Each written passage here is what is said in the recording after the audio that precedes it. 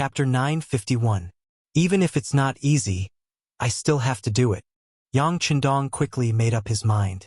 Since that place had not been taken seriously and had not been occupied by anyone, or it could be said that those who had occupied it were some insignificant local tribes and small powers. If he did not go and take it, wouldn't he be letting down such a good opportunity that had fallen from the heavens? Chun Bo, tell me more about the situation to the east of Siberia. With an idea in his mind, Yang Chendong wanted to know more. Unfortunately, Chun Bo couldn't say much after that. Obviously, his focus wasn't on that piece of land. After all, it was vast and sparsely populated. It was mountainous and swampy, especially when the weather was cold and the time of winter was too long. It really didn't attract people's interest. However, Chun Bo was very smart.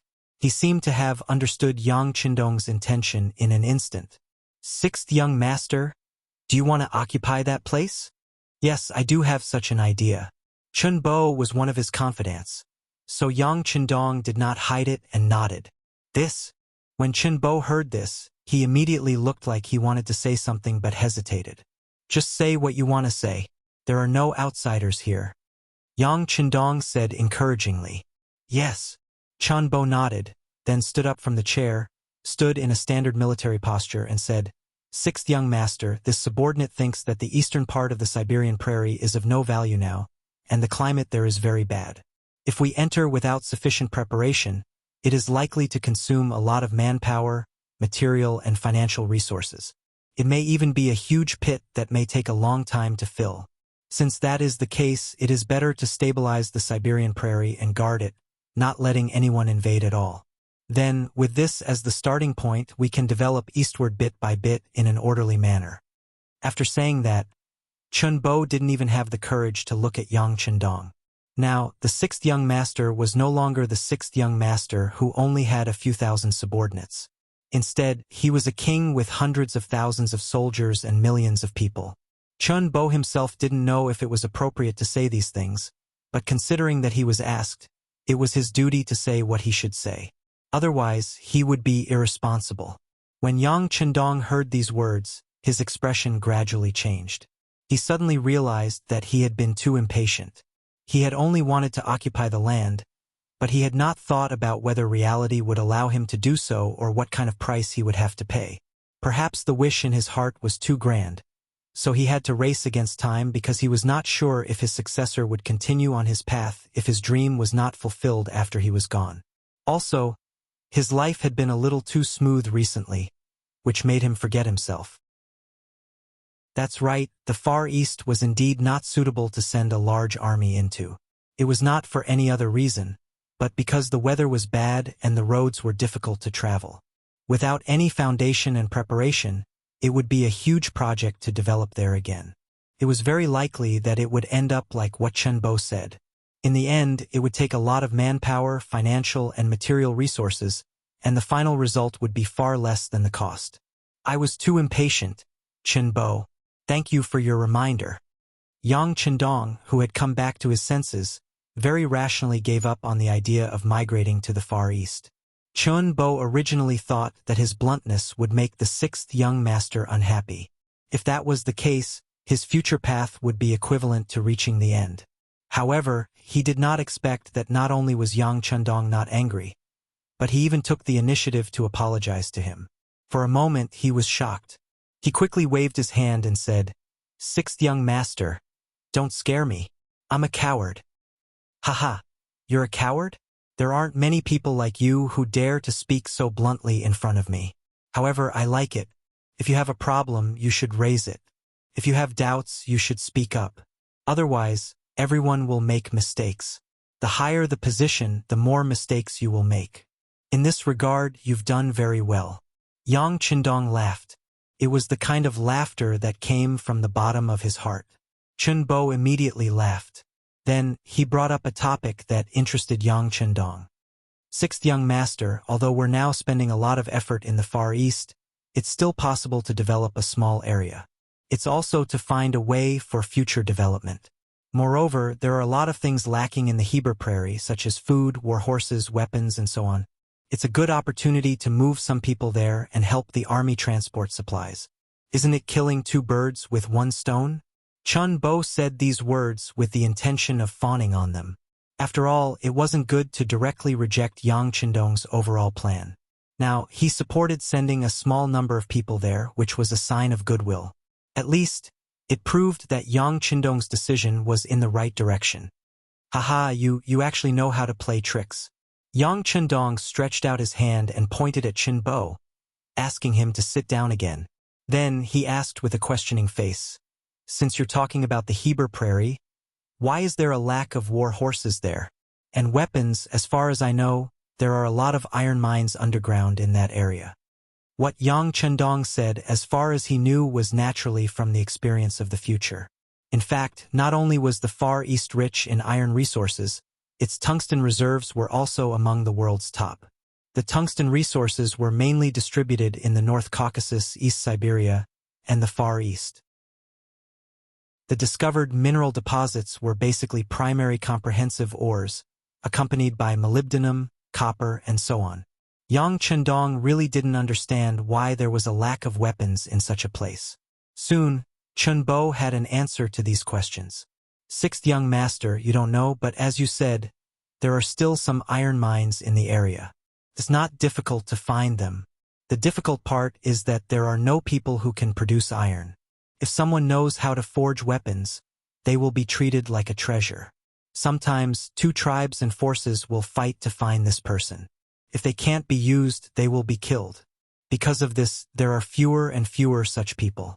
Some people don't learn to forge for their own safety." At this point, Chun Bo couldn't help but sigh and said, "Sixth young master, you didn't see it, so you don't know. In some small tribes, when they fight with outsiders, what they use is simply a lump of iron. It has nothing to do with sharpness, and they completely rely on their own weight to kill the enemy. This is also why when we appeared, few people were our opponents. Facing the sharp military sabers, cavalry sabers, and battle sabers in our hands, when some of the local men saw it, it was as if they saw a rare beauty. There's such a thing? Then the Golden Horde. Oh no! Now the Golden Horde is also scarce in weapons? Yang Chendong never thought that there would be a shortage of weapons because of a lack of technology. No. Large forces would have a place where they could forge weapons. Those places were well protected and generally, there wouldn't be any danger. They would also attract more skilled blacksmiths. As time passed, the bigger the force, the faster it would develop. On the other hand, the smaller the force, the less room it would have for development. It's like raising war horses. Big forces naturally have good horse farms, which are heavily protected. On the other hand, small forces don't have enough strength to protect themselves. The more war horses they raise, the greater the danger they bring to themselves. This is also the reason why they are getting weaker and weaker. Chun Bo's answer was very clear. Yang Chendong kept nodding while thinking maliciously in his heart.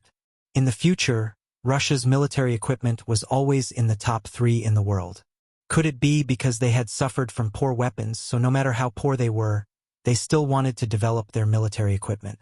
Having said that, through Chun Bo's introduction, Yang Chendong had a better understanding of the north, the northwest, and the northeast. He even had a general idea of how to develop there. If he wanted to develop there, he had to take it step by step. As people said, rice has to be eaten mouthful by mouthful.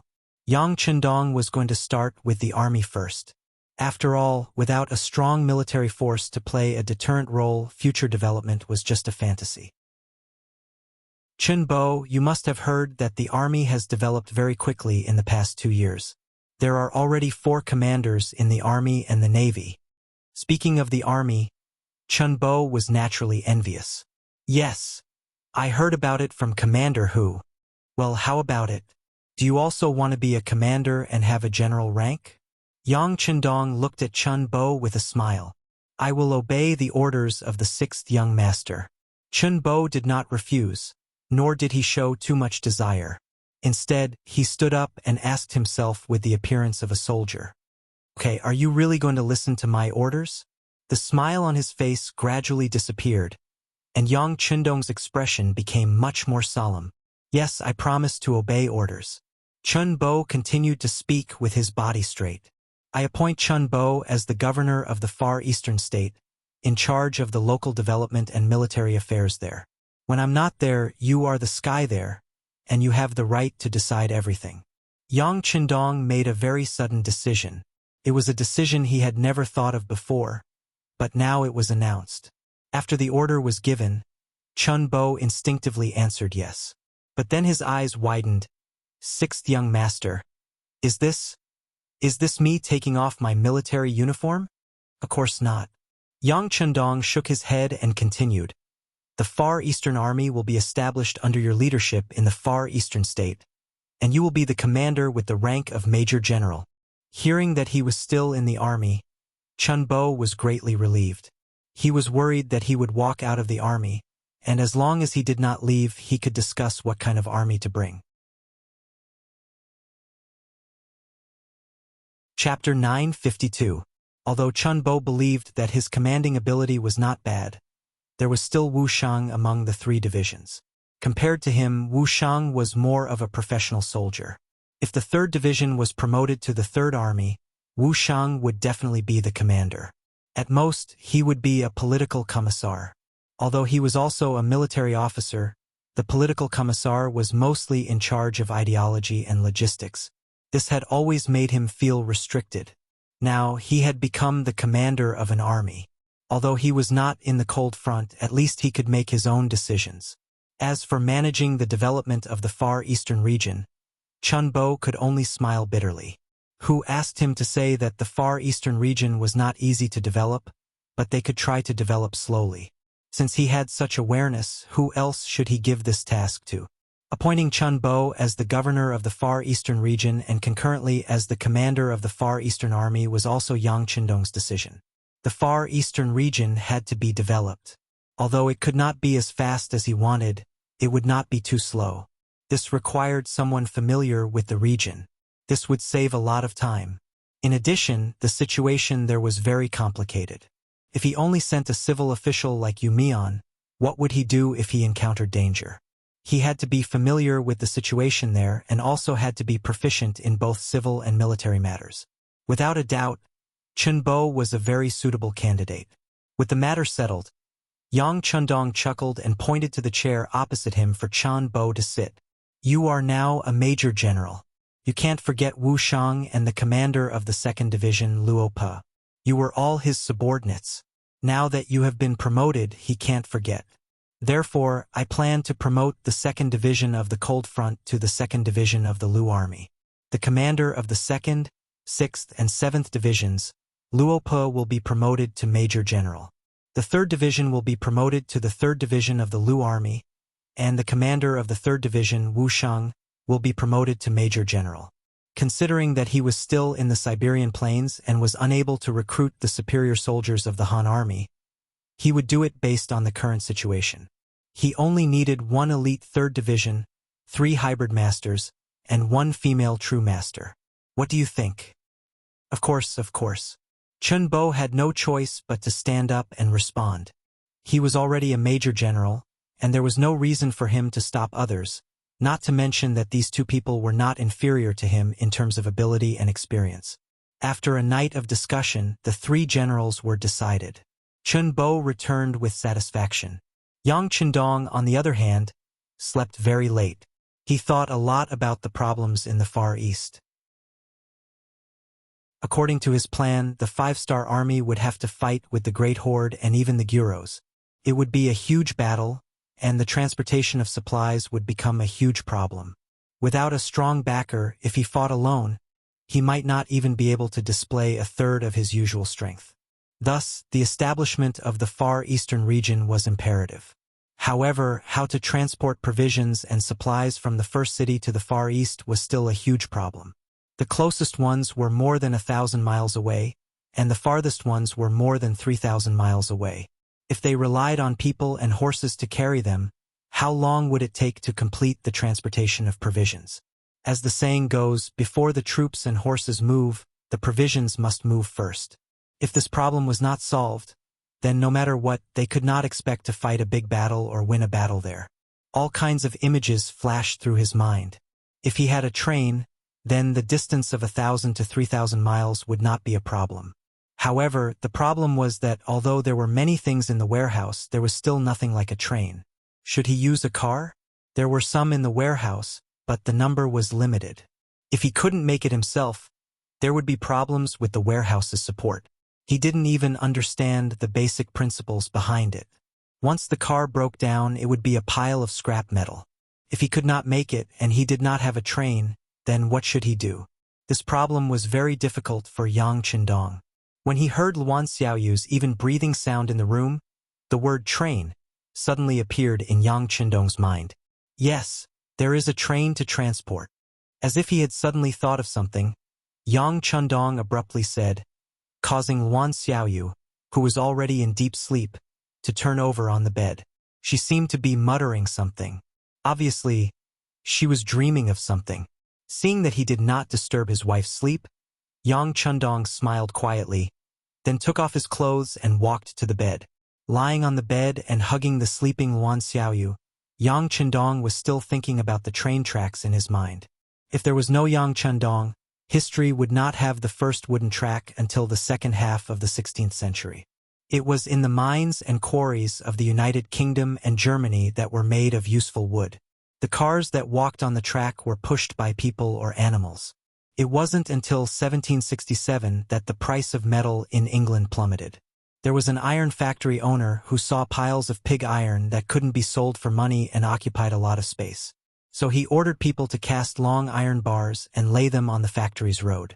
He was prepared to sell them when the price of iron rose.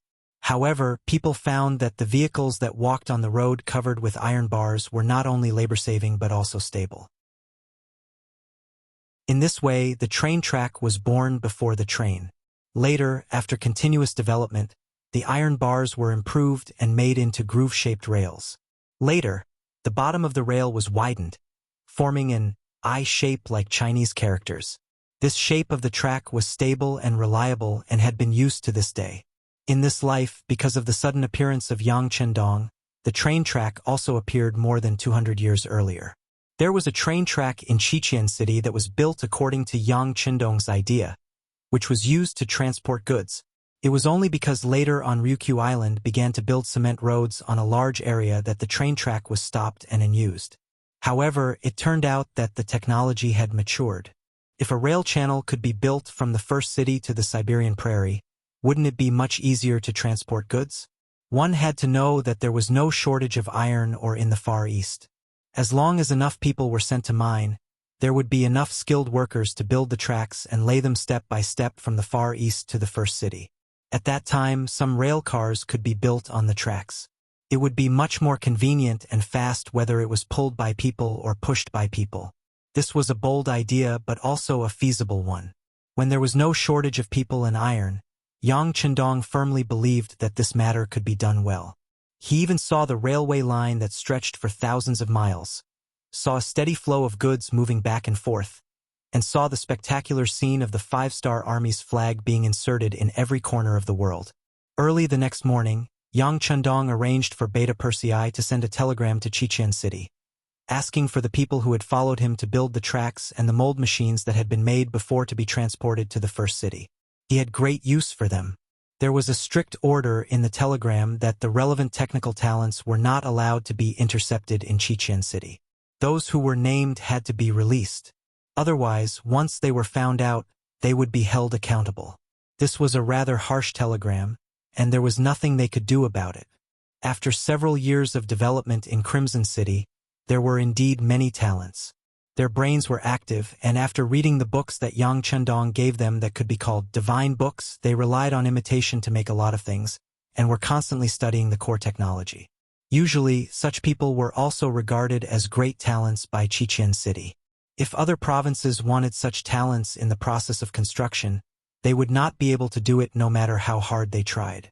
But this time, in order to develop the Far Eastern region, Yang Qindong finally made up his mind to make good use of these talents.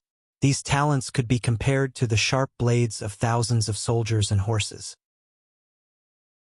Once the Far Eastern region was developed with the vast land there, tens of millions of hectares of arable land could be cultivated.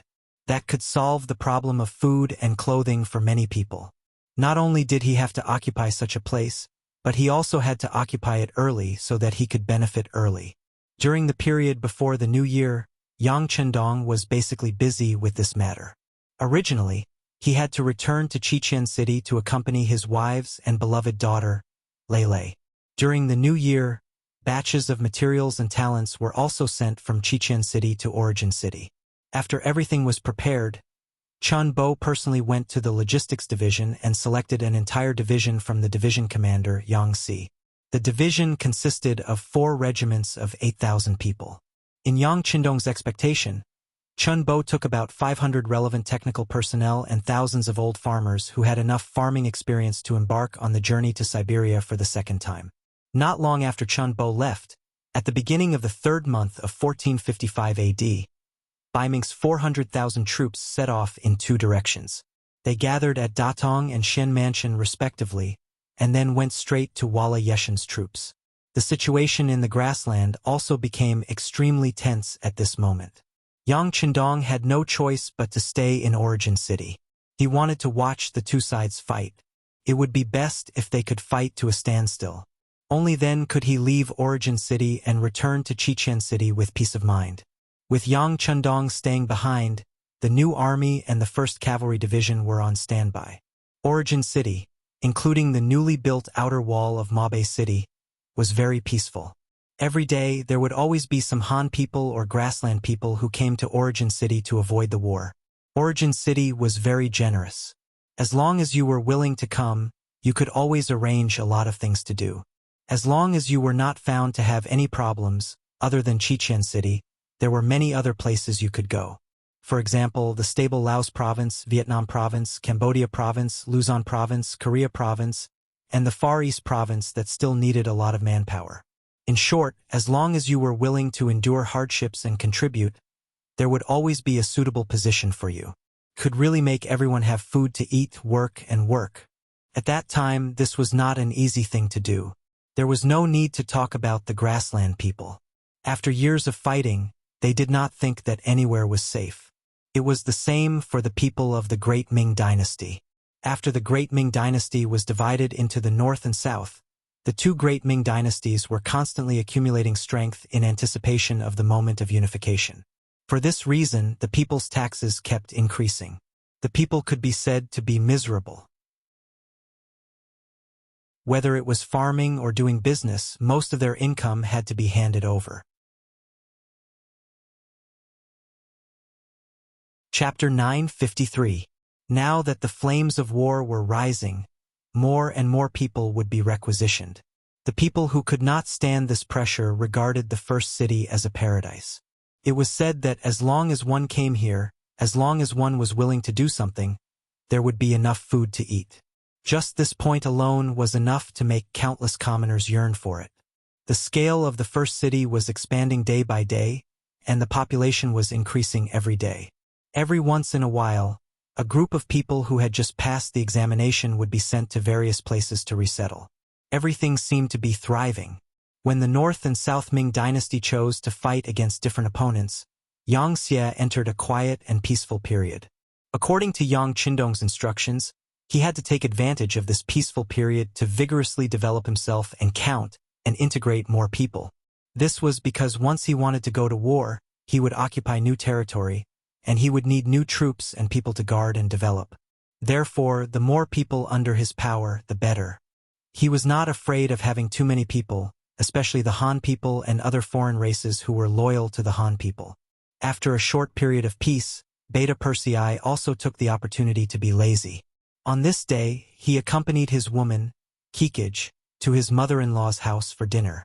After Kikij followed Beta Persei back to Qiqian City, she had more opinions about the strength of the Heavenly Khan. She thought of the wide cement road, the tall buildings that were dozens of feet high, and the electric lights that were as bright as day. Since returning to the first city, she had been persuading her mother to leave with her and live in Qiqian City. Perhaps in order to better solve the worries of the senior cadres and generals, or perhaps in order to better control them, any military leader above the regimental level or the local bureau level could apply to have their own courtyard and house in Qiqian City. Beta Persei, as the person in charge of Yang Chendong and a colonel, naturally had such qualifications. He had thought of bringing his mother-in-law to Chichen City more than once because the environment there was better, the security conditions and even the medical conditions were the best. This matter could be said to hit it off with Chichigu. This time, the two of them also continued to persuade him. The main reason why Badama did not say anything was that her son, Batu, was still in the beginning city and had a post in the new army. She believed that this was her roots and was unwilling to leave. It was a little difficult to persuade her. The husband and wife took advantage of the fact that they had nothing to do today to continue their unfinished mission. Usually, Badama was always alone at home, so Beta Persei hired a nanny for his mother-in-law. She was Mongolian and only 17 years old. She was very agile.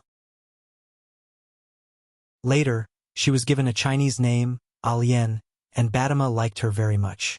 Today's meal was also prepared by the nanny. It was almost time for dinner, but he still didn't see his son Ba. Tuesday. Badama's face had a trace of displeasure as he said, "Didn't I tell him yesterday? Why isn't he here yet? Is he making his brother-in-law wait for too long?" In Badama's heart, her son-in-law, Beta Persei, was an extraordinary existence. He was able to serve by the Khan's side and gain his deep trust. Just based on this, she would wake up smiling even in her sleep. For the sake of her son's future, as a mother, she should interact more with the two of them. This would definitely be beneficial for her son's growth. Beta Persei didn't care too much. She only had eyes for Chichigu. Batu and Badama were just loved by her. Afraid that his mother-in-law would be unhappy and affect her health, Beta Persei took the initiative to laugh and said, "Mother, don't worry too much. Batu is no longer a child. He's a battalion officer now. It's normal for him to be delayed because of military affairs." "What battalion?" "He was just promoted to battalion commander, most likely because of you." Chichigu, who was at the side, also spoke up. There was a hint of reproach in her tone. "Brother-in-law is such a busy person. How can it be so easy for him to come home? Why didn't you show up in time? Are you going to waste such a good opportunity?" It was said that girls tended to side with outsiders. Chichigu didn't necessarily mean that she didn't care about her brother after getting married. She just thought that such a good opportunity to get along with her brother-in-law would be wasted. It was too inappropriate. Haha. In the face of his beloved wife's words, Beta Persei just showed a silly smile. Badama didn't know how long she would have to wait and whether her son would come again. In order to avoid the awkwardness, she simply said, "The meal is ready. Let's eat first." "Then let's eat first. Mother-in-law, please take a seat." Beta Persei immediately agreed. He didn't think that Batu didn't come back because he had a bad opinion of him. They used to have a very good relationship, and he had helped him a lot. It should be that he was delayed by something. The family of three sat together. Alian had already gone to the kitchen. She felt even more uncomfortable in such an occasion. Just as the meal was about to end, the outer door of the courtyard finally opened. There was the sound of footsteps. Batu had returned. As soon as she heard her son's footsteps, Badama's face immediately showed a happy expression. But before she could get up to greet him, Batu had already appeared, and he reeked of alcohol. "What's the matter? You came so late and drank so much wine." As soon as she saw her brother appear, and he reeked of alcohol, Chichigu complained and then ordered Alian to prepare a hangover soup immediately. Batu reeked of alcohol as he entered the room. Yang Er's indifferent expression finally changed. The smile on his face turned serious. "Battalion Commander Ba? You drank? Don't you need to be on duty today?" Batu, who was about to call him brother-in-law, was stunned. Then he was sweating profusely.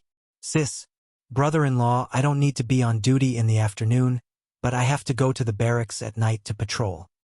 "Since you have military affairs to do at night, why did you drink so much? Don't you know that Baiming is at war with the world of Wara?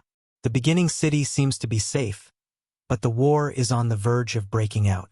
If that's the case, how can you lead the troops to the battlefield while reeking of alcohol?" Beta Persei's face had become completely serious, and he was even a little angry. He originally thought that Batu was a motivated young man.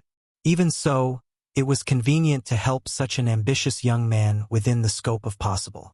But he didn't expect that Batu, who had only been a battalion commander for a few days, would be so drunk during the day.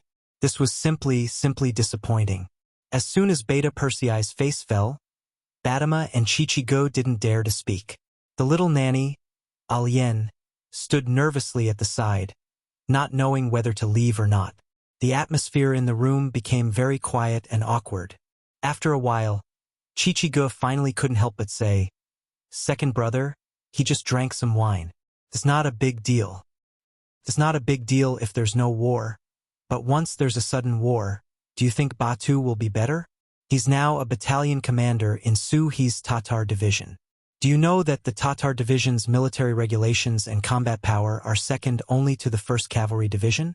If Batu goes to the battlefield like this, what do you think will happen to him?" Beta Persei suppressed his anger and said to his wife reasonably, "What do you mean?" Chichigu naturally didn't understand this. If he violates the military law, he will be punished by the military law. It's even possible that he will be beheaded. Do you understand? Beta Persei said in a tone of disappointment. This sentence scared Chichigu and Batama so much that they tilted their bodies and looked like they would fall at any time.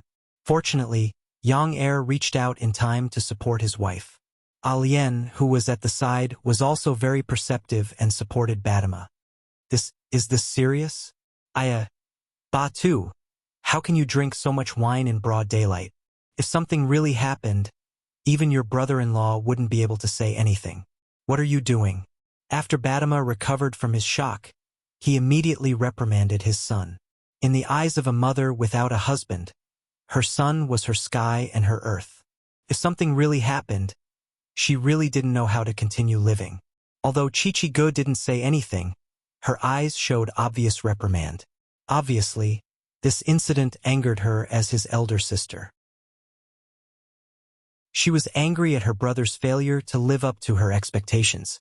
Batu, who was targeted by everyone, had a wronged expression on his face. He did break the military law in the afternoon and drank, but he had no choice. But now no one seemed to be giving him a chance to explain. Since that was the case, he could only keep his mouth shut and let his mother, sister, and even brother-in-law vent their anger first. Speaking of which, Batu was a good boy. He worked hard to become a battalion commander. Although he had to give face to Beta Persei, but if he wasn't, with Division Commander Suhi's temper, he definitely wouldn't have been entrusted with such a heavy responsibility. Usually, he was also very self-disciplined. Things like drinking alcohol rarely happened. This time, it was just a coincidence that he was in a hurry. Batu lowered his head and didn't refute. He was like a child who had done something wrong and was admitting his mistake. When Kikij saw this, she couldn't bear it and gently shook her husband's arm. Beta Persei sighed softly. He knew that he had to say something, so he said, "Okay, tell me, why did you drink so much in the afternoon?" "Yes," Batu answered, then slowly raised his head. "Brother-in-law, I knew yesterday that you were coming today, so I had already planned to have lunch with you and mother. But I suddenly received an invitation in the morning, so I didn't come back in time." Invitation? Who is it? Beta Persei had been by Yang Qindong's side for so long. Although he wasn't extremely smart, he could always see the essence of some things very quickly. And his intuition told him that this invitation was the source of all this mess. If he guessed correctly, the identity of the person who sent the invitation should not be simple.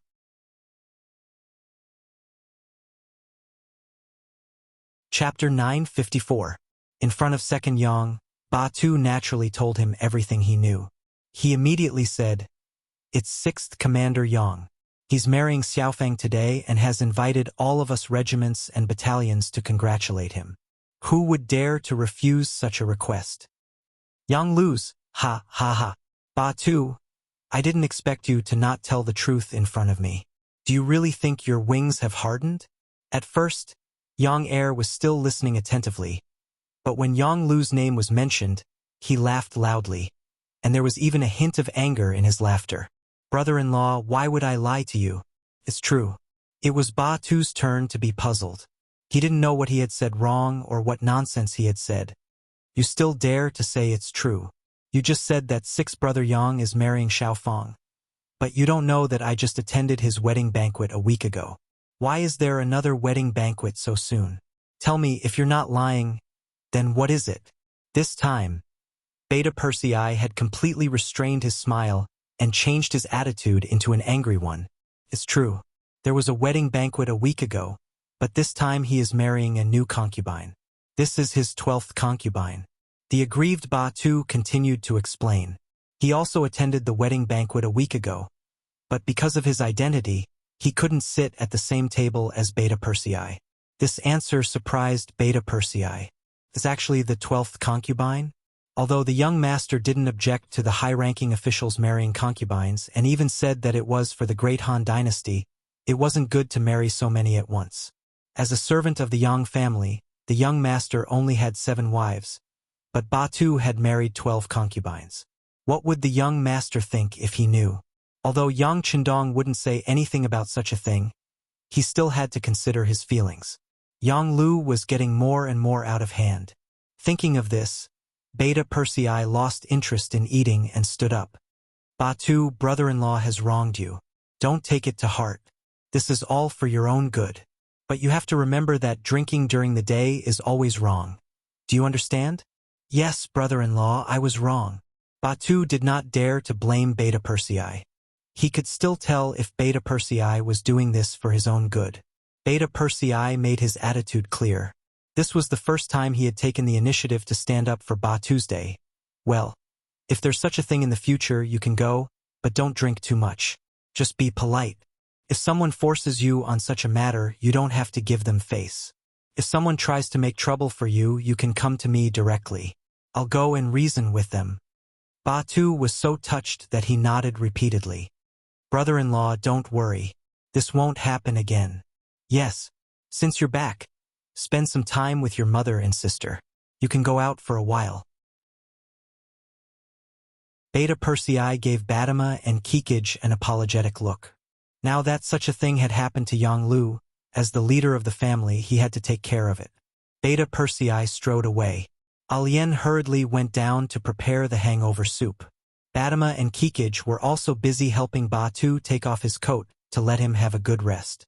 After all, it was no small matter to provoke Beta Persei's anger. In a courtyard in the first city, there was nothing hanging outside the door. This was because the servant, Yang Lu, did not know what to write. After all, he was the 6th in the family and had been given the surname Yang. However, the young master's surname was Yang and he was also the 6th in the family. This made him have too many taboos. However, with Yang Lu's status as a servant of the Yang family and his position as the head of the logistics division, even if the place he lived in was very shabby, it was still as crowded as a marketplace. When Beta Persei came here with 4 guards, he saw a long line outside the courtyard. Many of them were carrying things in their hands, and it was obvious that they were there to give gifts. It seemed to be a matter of course for an official to receive gifts. It was also the best way to connect the relationship between the two parties. If you don't have a good relationship with your subordinates, everyone will make things difficult for you. Then, your orders will probably go out of the building. Such an official would not be awe-inspiring enough. However, there should be a limit to receiving gifts. It was really a bit too much to be so blatant. Looking at this scene, Beta Persei was furious and strode to the entrance of the courtyard with a long face. Yang Heir's sudden appearance and the fact that he only brought 4 plainclothes guards with him didn't attract much attention at first. Those who were able to come here were either rich or respectable. There were even quite a few people who had quite a bit of power in their hands. Usually, when they took action, they would bring more than 10 subordinates with them. If they only brought 4 subordinates, it could only be considered ordinary. However, as soon as Beta Persei appeared, he did not intend to line up. Instead, he walked straight past many people, which caused some people to be dissatisfied. Some people with a bad temper shouted on the spot, "Hey, who is that? Doesn't he know the rules? Why is he cutting the line? Who said he isn't? Does he think he's a piece of material? Don't you know what kind of place this is? It's not a place where you can behave atrociously. Stop him and see who this kid is." Stop him, stop him. The queue was in a mess for a while. Each of them charged at Beta Persei as if this person was their common enemy. Suddenly, chaos broke out. The 4 guards who followed him were all on alert with their hands on their backs. It looked like if the situation was out of control, they would either pull out a gun or a sword. Beta Persei did not take any of this seriously. Instead, his face was cold as he stared at those people. The murderous aura on his body naturally spread out, causing those who wanted to come forward to reason with him to stop in their tracks. They were not stupid. They could feel that this tall person was not easy to get along with. If anyone went up first, they would probably be dealt with. Humph! A bunch of cowards. Beta Persei sneered mockingly when he saw that those people were frightened by his glare. This sneer provoked a lot of people. At that moment, a few people who thought they had some skills finally could not stand it anymore. They walked out of the queue and headed towards Beta Persei. Some even clenched their fists and looked like they were ready to fight. The atmosphere suddenly became extremely tense. The 4 guards whispered while protecting Beta Persei. Brother Beta Persei, they have a lot of people. Let's avoid them first. After all, the person in front of them was not a real enemy. They could not just kill people here. If they really fought, they would not even be able to exert half of their strength. It's okay. These small fries can't scare me. Yang Chendong shook his head, looking very indifferent. After following Yang Chendong, he had seen all kinds of situations. There was no way he could scare him. Beta Persei did not retreat, and the others also surrounded him. A chaotic battle was about to start at any time. At this moment, the gate of the courtyard suddenly opened and a person dressed as a butler walked out. As soon as he heard that someone was making trouble outside, he was very surprised. Who in this beginning city had the guts to make trouble in front of 6th Master Yang's house? Did they not want to live anymore? He wanted to see who this person was. Did he really have 3 heads and 6 arms? Just as he casually took a look, his originally contemptuous gaze suddenly froze. As 6th Master Yang's butler and one of his most trusted people, he had seen a lot of the world. For someone like Beta Persei, the people below him did not have many opportunities to see him, but he did not know how many times he had seen him. When he saw that the person who came was Beta Persei, he was so scared that he broke out in a cold sweat. Then, he shouted, "What are you doing? What are you all doing?" The sudden appearance of 6th Master Yang's butler and his loud shout immediately attracted everyone's attention. Then, many people rushed over and reported their names one by one, looking like they wanted to leave a good impression on the other party. "Butler Yang, I'm Song 7. I went to give you a gift a while ago." "Steward Yang, I'm Di. We've been drinking together a while ago. You even said that I would cause trouble." "Butler Yang." A series of greetings and flattering voices rang out, but Steward Yang ignored all of them and went straight to where Yang Er was. Everyone also made way for him. At this moment, Beta Persei naturally saw Butler Yang and could not help but reprimand him even more angrily. "Yang Ing, is this how you look after your master's house? People are lining up to the street to give gifts. Aren't you afraid that it will affect your master and that someone will impeach him?" He directly called Butler Yang's name and angrily condemned him, giving the other onlookers a fright. They thought to themselves, "Who is this? With Butler Yang's temper, he will definitely not let this person off." Thinking about it, Butler Yang might not be much, but he was backed by 6th Master Yang. That was an extremely powerful person. Someone who could be seen at any time and someone who was loyal and courageous. When the time came, if his mouth was crooked, there would be no good ending for him. Just as everyone was waiting to see Beta Persei suffer, Yang Ying's face was unexpectedly filled with fear. Second Master, why are you here? What? Why did he call this person Second Master? Who is he? Second Master? Could it be Beta Persei? In an instant, the originally noisy entrance of the alley became extremely quiet.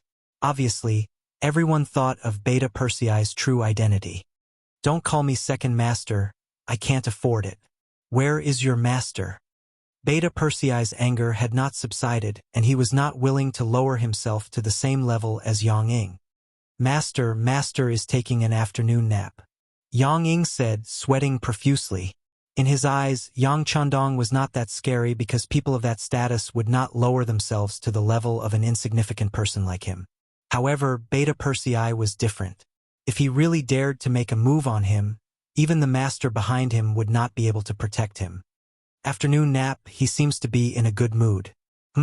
Lead the way." Beta Persei waved his hand and stepped forward. Yes, second master, please." Yang Ying no longer had any arrogance. At this moment, he was completely like a filial son, lowering his head and leading the way.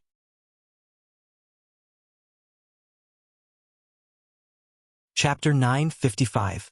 Beta Persei followed Yang Ying into the courtyard, and the people queuing outside the door quickly dispersed. Just now, they were criticizing Beta Persei. What if he took issue with them? If they stayed here at this time, wouldn't they be taking the initiative to tell him their identity? No one would do such a stupid thing. After Beta Persei entered the courtyard, he did not wait for Yang Ying to announce his arrival. Instead, he went to the main room and lifted Yang Lu, who was still asleep, out of bed. Yang Lu, who had been preparing to have a good night's sleep, was furious when he was disturbed. He wanted to get angry, but when he saw that it was Beta Persei, his anger quickly disappeared and he said timidly, "Second brother, why are you here?" When people lived in this world, there would usually be a few people who were afraid of them. There were 3 people that Yang Lu was afraid of. Yang Chandong was naturally the first to bear the brunt, followed by Tiger's Mane and then Beta Persei. Now that Beta Persei had appeared, it was no wonder that he became so obedient. "I'm here to congratulate you." The anger on Beta Persei's face had disappeared and was replaced by a smile. Yang Lu did not see that this was the calm before the storm. He really thought that Beta Persei was here to congratulate him on marrying the 12th concubine. He immediately laughed and said, "Second brother, how can I trouble you with such a small matter? Marrying a family is a small matter? Then tell me, what is a big matter?" Beta Persei was still not angry and still had a smile on his face. Yang Lu's face showed an awkward smile. I'm just afraid that second brother will scold me. I'm talking about you." The smile on Beta Persei's face began to fade. Without warning, Yang Lu suddenly shouted, "I'm talking about you. How long have you been in the beginning city and you've already married the 12th concubine? Do you know that the young master only has 7 concubines now? How can you be so unrestrained? What are you thinking, huh?" The sudden roar fell into Yang Lu's ears, and he only felt that his eardrums were buzzing. His second brother's voice was really loud. It seemed that it had not changed after so many years. But Beta Persei was the second brother. Without Yang Lu, he was the eldest brother. He had to admit his mistake. He could only lower his head and pretend to admit his mistake. "Second brother, thank you for your reminder. I promise that such a thing will not happen in the future." Yang Lu bowed his head and admitted his mistake, making Beta Persei feel like he had not found his opponent yet. Thinking that they had been brothers for so many years and that Yang Lu was now the head of the logistics division, Beta Persei sighed. "Sixth brother, it's not that I have to be angry with you. If you really like this kind of thing, you can just find some in private. Why do you have to marry all of them? You even made such a big fuss and invited so many people to congratulate you. Don't you think you're looking for trouble? Also, who are those people outside the courtyard? I think most of them are businessmen. Did you use your private power to sell some of the logistics division's things?" "No. How is that possible?" Yang Lu jumped up. "Second brother, you're the first logistics division head. You should know that some things are likely to be discarded if they're left for too long. Young master also said that we have to learn how to make use of trash. That's why I had no choice but to sell them. But these things are all recorded and can be checked. The money will eventually be sent to the higher-ups. Every income has Castellan Yu Mion's signature. How could I do anything? At most what?" Beta Persei asked nervously. "At most, I'll sell more to whoever is closer to me. But the price will still be the same. We won't lose out." Yang Lu looked like he was making a solemn vow. Yang Er had been a logistics division commander before, and he was the first logistics division commander, so he naturally knew how much power this position had. Not only did he have the authority to manage the captives and spoils of war, but he also had to take care of some of the goods that were transported from Crimson City and other places. And with such a position, it was inevitable that there would be people trying to curry favor with him. This could also explain why there were so many people waiting outside the courtyard to meet Yang Lu. As for favors, it was even more unavoidable. In order to survive in this world, it was unavoidable to have friends. Since the price was the same, it was normal to give more things to friends. At least it was reasonable. With their current position and status, it really wasn't a big deal. Yes, it's best if everything is as you said. Actually, sixth brother, I'm not here to condemn you this time. I just want to remind you. You have to know that it wasn't easy for us to follow the young master to this day. As long as we don't take the wrong path, there won't be a problem for us to live an extravagant life. And we have to know how to cherish it. Beta Persei said earnestly. He really had feelings for Yang Lu and didn't want him to make a big mistake because of this. Second brother, don't worry. I know what I'm doing. Yang Lu kept nodding and promising, but there was some hesitation in his eyes. It seemed like he wanted to say something, but he couldn't say it. Yang Lu was willing to admit his mistake. Not long after, Beta Persei left. In his opinion, this wasn't a big deal at all. Even if sixth brother was a little greedy, as long as it wasn't too much, with his identity as a servant of the Yang family, it wasn't a big deal. Perhaps Beta Persei was being emotional, or perhaps he was by Yang Qindong's side every day, so there were few things that could make things difficult for him. In short, he didn't take this matter seriously. However, just 3 days later, another batch of military supplies from Liaodu arrived in the first city, and there was a middle-aged man in civilian clothes escorting them. Beside the middle-aged man, there had been 4 well-trained men. If one looked carefully, they would find that their footsteps were uniform, and their movements were full of the aura of a soldier. In fact, they were indeed soldiers, but they didn't belong to the Cold Front series. Instead, they belonged to the Action Bureau of the Anti-Corruption Department. The middle-aged man who was protected by the 4 of them had a great background. His surname was Wu Wei. Wu Wei's name was naturally not famous in the first city, but if it was mentioned in Crimson City, there would be very few people who didn't know about it. This was because Wu Wei was the deputy chief of the Anti-Corruption Department and also the director of the Action Bureau of the Anti-Corruption Department. He was one of the right-hand men of Minister Wu Qian. It was obviously not an ordinary case that alarmed Wu Wei, the deputy chief, to come to the first city. In other words, an ordinary case wouldn't alarm someone like him. In fact, he came here for Yang Lu's matter. The Anti-Corruption Department of Crimson City and the Supervision Department had already received many letters of complaint from the Anti-Corruption Branch and the Supervision Department. The target was Yang Lu alone. The content of the report involved all aspects, such as money problems, abuse of power, and even the matter of him marrying an underage girl as a concubine. Considering Yang Lu's special background and status, the departments in charge of supervision in the first city naturally didn't dare to casually deal with him. They only reported the matter to the city lord, Yu Mian, who had the duty of supervising them. Yu Mian was also a smart person. After seeing that the people who reported were all pointing at Yang Lu, he didn't dare to make a decision on his own. Instead, he informed his father, Yu Qian, by telegram. Not long after that, he acted as if nothing had happened and didn't care about this matter. However, he consciously kept a certain distance from Yang Lu. It wasn't until the head of the city's internal supervision department, who hadn't received any news for a long time, found Yu Mian again that he said with a troubled expression, "You know what kind of person he is. We don't have the authority to deal with him. Let's report it." Just like that, the letters were finally sent to Crimson City through a secret channel and placed on the desk of the Anti-Corruption Department's minister, Wu Qian. This person who had once sent his concubine, assistant, and brother-in-law to the law in a fit of anger for the sake of his principles naturally wouldn't turn a blind eye to these letters of complaint. He first communicated with the Minister of Supervision, Shen Yu, and finally decided to let the Anti-Corruption Department take the lead to investigate this case. If it weren't for the fact that Wu Qian had a lot of things to deal with in Crimson City and couldn't leave, he would have come to the first city himself. Since he couldn't come, he sent his general, Wu Wei, to come. In order to not alert the enemy and cause too much of an impact, Wu Qian made a shocking decision. He didn't inform the sixth young master before he had evidence.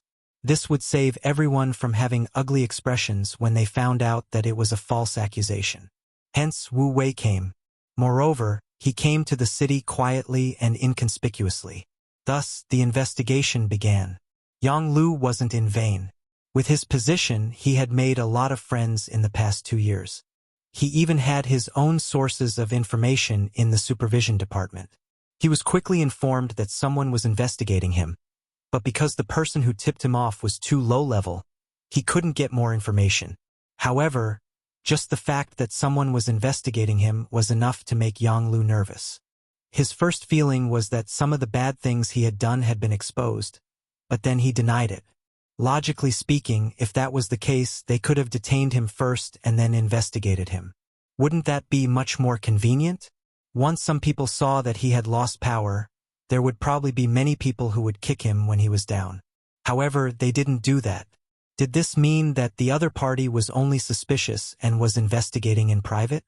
If that was the case, it was very likely that the young master didn't know about it. Otherwise, the young master could take away all the power in his hands with just a word. With doubts, Yang Lu took the initiative to look for Beta Persei and conducted various tests. The results proved that the young master didn't have any objections to him. At least, Beta Persei didn't hear anything from the young master. This made him feel relieved and angry at the same time. Who on earth dared to investigate him in private? Did they really think that he was made of clay?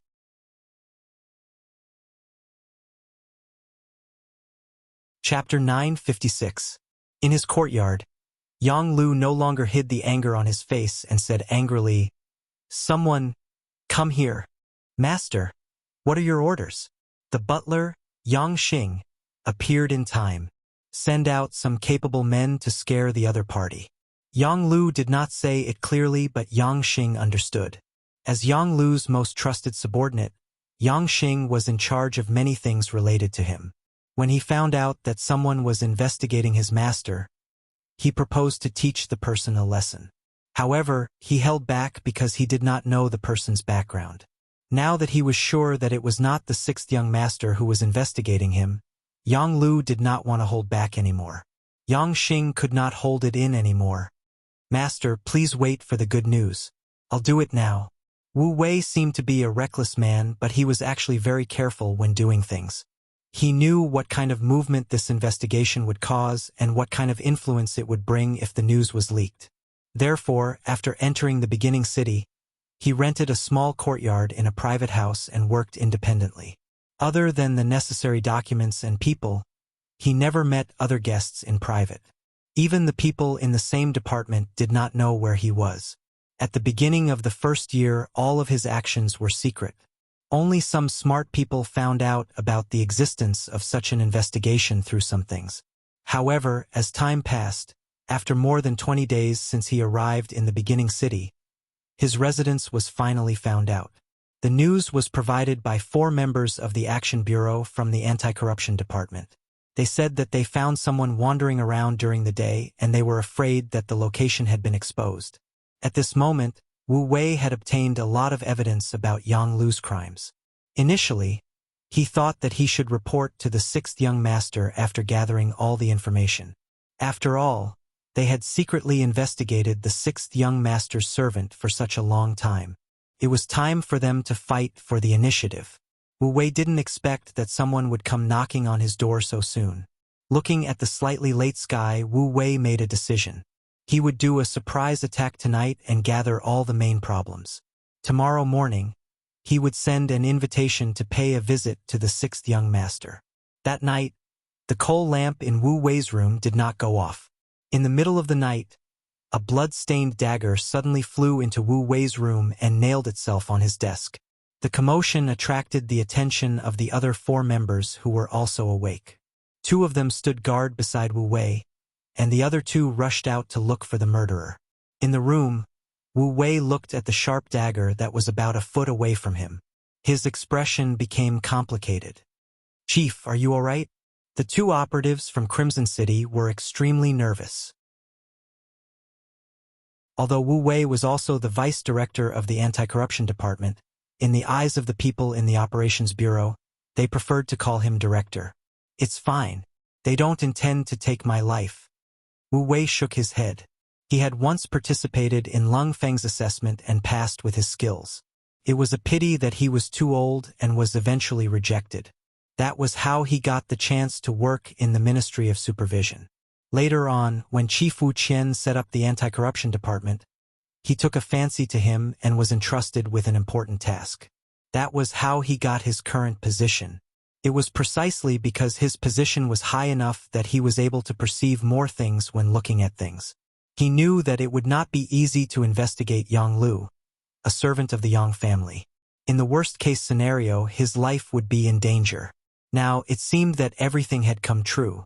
"All right, you guys go and have a good rest. If nothing goes wrong, no one will come tonight. We can have a good night's sleep and go see the sixth young master tomorrow," Wu Wei said in a normal voice. When the two members heard that they were going to see the god in their hearts, the sixth young master, they were extremely excited. Perhaps they were not qualified to see the sixth young master, but it was already an honor to be able to walk around the Yang residence in the origin city. Sure enough, as Wu Wei said, the night passed peacefully. The next morning, after the five of them had breakfast, they went straight to the Holy Land Yang residence in the origin city with the invitation card. Ever since Tuoya married Yang Chundong, this place had become the residence of the Heavenly Khan. On the surface, the gatehouse was bigger and wider than before. The number of guards guarding the door had also reached 30. People, a platoon of troops. Once anyone trespassed without orders and permission, according to the rules, they had the right to shoot and would not be punished. When Wu Wei and the others arrived, they saw this scene. Wu Wei took the initiative to hand over his invitation card, and then the guard took it and reported to the inside. Yang Chindong had woken up early. After training, he had already had breakfast with Luan Xiaoyu.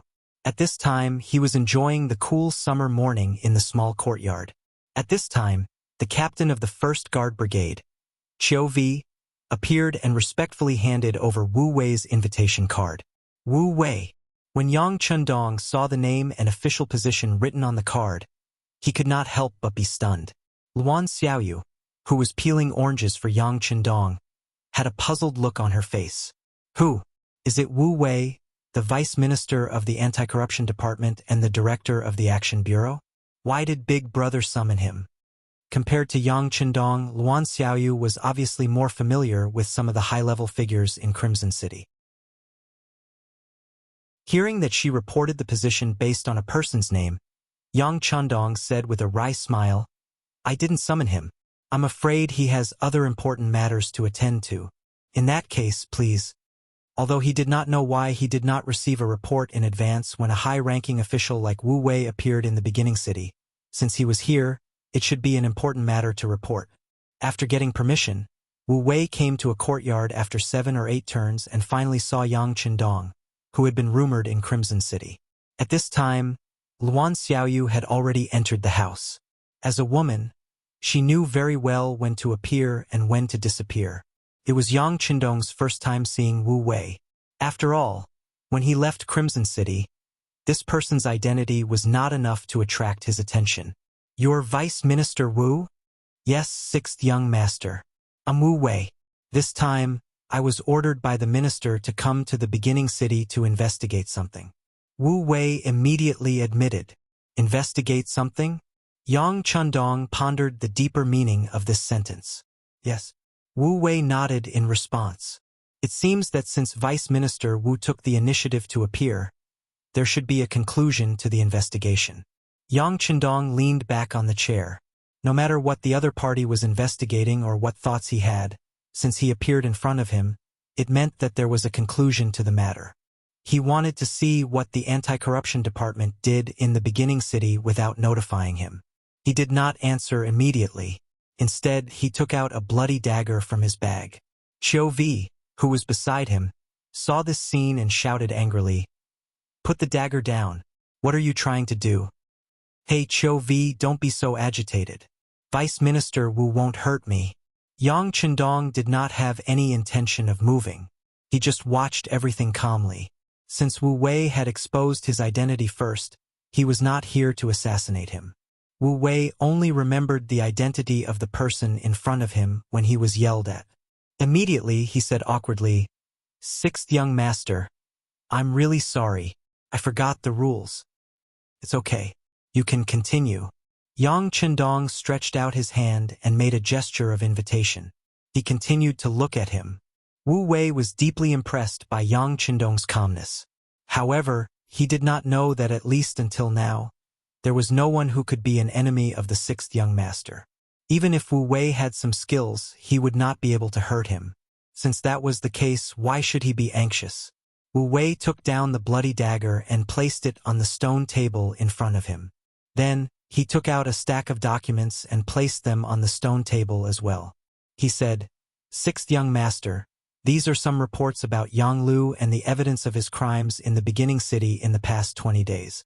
Originally, I wanted to sort them out before sending them over. However, last night someone sent this dagger to my table. I didn't dare to wait any longer, so I came over early in the morning. Servant Yang Lu." Yang Chendong frowned slightly. His expression was extremely dignified. He reached out to touch the teacup and found that the tea was cold. Then he said to Cho V, "Get someone to change the tea and water." "Yes." Cho V replied and turned to leave. After leaving the small courtyard, he reached out and called a confidant. After whispering a few words in his ear, he went to find new tea and water. In the small courtyard, instead of drinking tea, Yang Chendong switched to smoking. He opened a box of beautifully packaged Con of Heaven cigarettes and tossed one to Wu Wei. Then, he lit it up on his own. "You're saying that Yang Lu used this dagger to threaten you?" Yang Chendong finally spoke when only half of the cigarette was left. "There's no evidence to prove it." Wu Wei nodded, but his words were inconsistent with his actions. This already showed that Wu Wei had such suspicions. However, he did not dare to say anything without evidence. However, at such a critical juncture, someone had come forward to threaten him. Presumably, it had something to do with Yang Lu. Yang Chendong nodded. He admired Wu Wei for not saying anything without evidence. After all, once this matter was confirmed, no matter what Yang Lu had done in the past, just the fact that he threatened the investigation officer was enough to put him in serious trouble. There was no evidence to prove that Yang Lu was the one who threatened him. This only made Yang Chendong slightly gratified, but it did not mean that he was fine. The people from the anti-corruption department had been in the first city for more than 20 days, and they were only the vice chief. It was obviously impossible for them to make such a big scene without any evidence. Especially now that they appeared in front of him, it should be said that they had evidence. If that was the case, Yang Lu's crime would not be too small. "Tell me, what's the result of the investigation?" "Yes, the sixth young master." Wu Wei, who had been waiting for this sentence, straightened his body and extinguished the unfinished cigarette in his hand. He sat upright and began to report one by one. "The cause of this matter is that the anti-corruption branch of the First City's Supervision Department received a letter reporting Division Commander Yang. Considering his special identity, the letter was finally transferred to the headquarters in Crimson City. After the final investigation, it was found that during Division Commander Yang's time in the Logistics Department, he used his power to embezzle about 150,000 taels of silver in the form of kickbacks and dividends. In terms of his lifestyle, among the 12 concubines, 2 of them are under the age of 16. According to the rules set by the sixth young master, they're all underage. I believe Division Commander Yang is aware of this. Then, there's an additional violation of the law.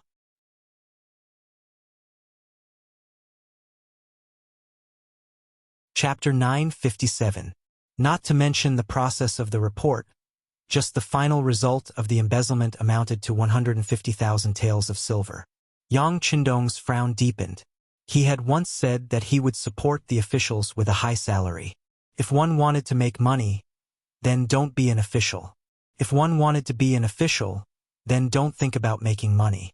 Otherwise, once the embezzlement reached 10,000 taels of silver, he would be beheaded without mercy. Looking at it this way, Yang Lu had already been beheaded 15 times. This made him feel disappointed and gave him a headache. As for the matter of marrying 12 concubines, there were girls who were not even 16 years old. It could only be regarded as a matter of style. In that era, it was relatively not worth mentioning. Yang Lu's residence. Beta Persei's sudden rush startled Yang Lu, who had just woken up. He instinctively thought that his threatening actions last night had been exposed. He knew very well that threatening an officer was a serious crime. No matter how scared he was, Yang Lu still pretended to be magnanimous and smiled. "Second brother, why are you here so early? Have you had breakfast? Let's go together." "Eat? You still know how to eat at this time? Don't you know what you've done?" Beta Persei snatched the chopsticks from Yang Lu's hand and shouted angrily. Yang Lu's heart trembled when he thought that his threatening of the officer had been exposed. However, he still pretended to be unafraid and said, "What did I do? I didn't do anything." "Are you still going to pretend like this at this time? Old Six, are you not going to cry until you see the hard way? To tell you the truth, the people investigating you have already gone to the young master. Do they dare to do this without evidence? I'm afraid it won't be long before they show up here. At that time, it will be too late for you to say or do anything." Yang Er saw that Yang Lu was still acting like a dead pig that wasn't afraid of boiling water. He couldn't help but angrily say. After Beta Persei revealed some information in his words, Yang Lu was no longer as calm as before. He finally panicked and asked, "Second brother, you said that someone is investigating me. Who is it?" Wu Wei, Vice Minister of the Anti-Corruption Headquarters and Director of the Operations Bureau. Beta Persei told Yang Lu the answer given by Chiu Vi. "Someone from Crimson City." Beta Persei's expression changed again. He originally thought that some of the officials in the origin city did not like him. He knew that the city lord, Yumian, had a bad temper. He had tried to sound him out several times and wanted to pull him into the group, but he was rejected. Thus, he wanted to ruin things. However, he did not expect that it would be someone from Crimson City. If that was the case, he would be in deep trouble. She remembered that the young master had said that he would give the people who worked for him a good life, but it was best that they did not touch a single silver coin. Otherwise, they would be stretching their hands indiscriminately. Those who stretched their hands indiscriminately would have to pay the price. If the amount of corruption exceeded 10,000 taels of silver, they would be beheaded. The cold sweat on her head could not help but flow down again. The so-called corruption limit of 10,000 taels of silver depended on where and who it was. Perhaps in the current southern Baiming dynasty, this number was not small. Even if one did not have a certain official position, they would not be able to embezzle this amount of silver. However, for Yang Xie this was really nothing. Especially when placed in front of a logistics division commander like him, it was truly top-notch. Just a little bit of it would exceed this number. Furthermore, he had also forcefully suppressed himself and only managed to obtain a few 100,000 taels of silver while holding back. However, greed was like a poison. Once infected, it was very difficult to resist. Now, was it finally time for retribution? Even the young master knew that this matter would not be small. In front of the young master, who had a great dream to realize, anyone who wanted to block his path would not have a good ending. His expression changed. Everything that had happened seemed to be in his mind. Yang Lu suddenly grabbed Beta Persei's arm and said, second brother, this must be a misunderstanding. Someone is framing me. Second brother also knows about those people from Crimson City. They think that they have contributed greatly and do not put us in their eyes. This time, someone must want to deal with us and found an excuse to attack us, the people around the young master. Then, they will attack the credibility of the young master in everyone's hearts, and then wait for an opportunity to replace him. We cannot let their scheme succeed. Beta Persei was originally very angry, but when he heard these words, his expression changed. Perhaps it was because the few young family retainers had stayed in Crimson City for too short a time, Only Yang Wu remained there, and his attention was focused on the royal palace. Thus, they did not get along well with some of the officials in Crimson City, and there was even a faint sense of competition between them. Could it be that these people really did it? On the surface, they were dealing with them, but in reality, they were attacking the reputation and influence of the young master. Beta Persei suddenly stopped talking. Yang Lu knew that he had reached the key point. He immediately continued, "Second brother, in short, no matter what happens, we brothers must be of one mind. Otherwise, if they attacked me today, they will attack the other brothers in the future." Think about it, when third brother was the chief of security, he dealt with many people in Crimson City. They are simply taking revenge. Revenge! Beta Persei nodded first, then shook his head vigorously. But even if it's revenge, if you didn't do anything wrong, what's there to be afraid of? Second brother, everyone makes mistakes. I was just greedy for some money. I really didn't mean to harm the young master. If something happens to me, second brother, please help me. Yang Lu knew that this was not the time to be arrogant. He should lower his head when he should. He was just avoiding the main point and dwelling on the trivial. Just as Beta Persei and Yang Lu were still in the room, a group of black-clothed guards broke through the mansion's gate. They were fully clad in armor, with only their noses and mouths exposed. Suddenly, the guards of Yang Qindong's relatives appeared. The leaders were Ba Daojiang and Peng Yu. These two were also old men who had followed Yang Qindong for many years. They had been with him for many years. Yang Qindong had intended to send them to serve in the army several times, but these two seemed to have set their sights on the sixth young master. Other than the guards, they would not go anywhere else no matter what. Therefore, each of them only had the rank of major, but because of this, they were more trusted by Yang Qindong. Many important things would be done by them. The two of them came here this time under orders to bring Yang Lu back.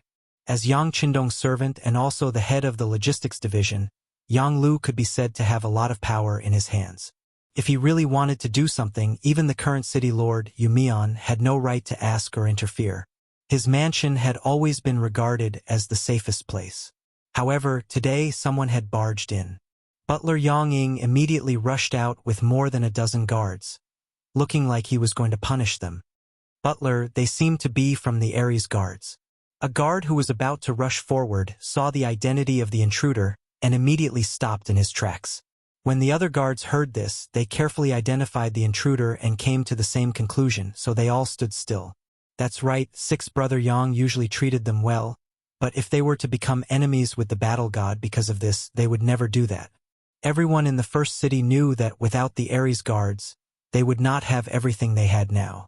As Yang Lu's trusted butler, Yang Ying knew very well about Yang Lu's matters. He knew that once this matter was discovered, he would not be able to escape death. Therefore, he usually treated these guards well, so that when such a day came, they would be able to use their strength to at least kill a path of blood to save sixth brother Yang. In fact, this worry was not without reason. It was just that when the situation really happened, the guards that he had prepared with extraordinary skills did not even have the courage to move. At that moment he was extremely angry, but there was nothing he could do. No one stopped the guards from entering the courtyard and quickly found Yang Lu's room. When they saw that Beta Persei was also in the room, Ba Daojiang and Peng Yu looked at each other and took 2 steps forward together. Second brother, sixth brother, the young master invites you in. Please don't make things difficult for us guards. As Yang Qindong's personal guards, they naturally respected the Yang family's servants. Usually, if someone wanted to harm them, they would not let them pass. But now, the order was personally given by the sixth young master, so everything was different. Second brother. Seeing that the young master's personal guards had appeared, Yang Lu's eyes revealed a hint of longing and pleading as he looked at Beta Persei. Faced with Yang Lu's pleading eyes, Beta Persei gently shook his head. He would not disobey the young master's orders no matter what. He took the initiative to step aside and said with red eyes, "Sixth brother, don't worry. Second brother will plead for you. When the time comes, just say whatever you want to say. Don't hide anything. You know the young master. He hates it when people lie to him. Second brother." Yang Lu knelt on the ground. He was afraid that he would not be able to come back this time. Before he fell into the young master's hands, as long as Beta Persei gave the order to let him escape, the personal guards would not stop him. This might be his only chance. Okay, don't beg me. Reflect on yourself and perform well. Take him away. Beta Persei turned his head to the side. He would not stop the personal guards from taking action. He did not have the authority and courage to do so. Sorry for offending sixth brother. Ba Daojiang and Peng Yu stepped forward and supported Yang Lu, who could not stand up due to fear, on his left and right. Then they turned around and left. Soon, the housekeeper, Yang Ying, rushed into the room. Second brother, you must save our master. I know. Yang Er nodded with sorrow in his eyes. Although Yang Lu hadn't admitted to some things, he could already see that his brother had caused quite a lot of trouble this time. If they didn't try their best to plead for leniency, it would really be difficult for them to get through this ordeal.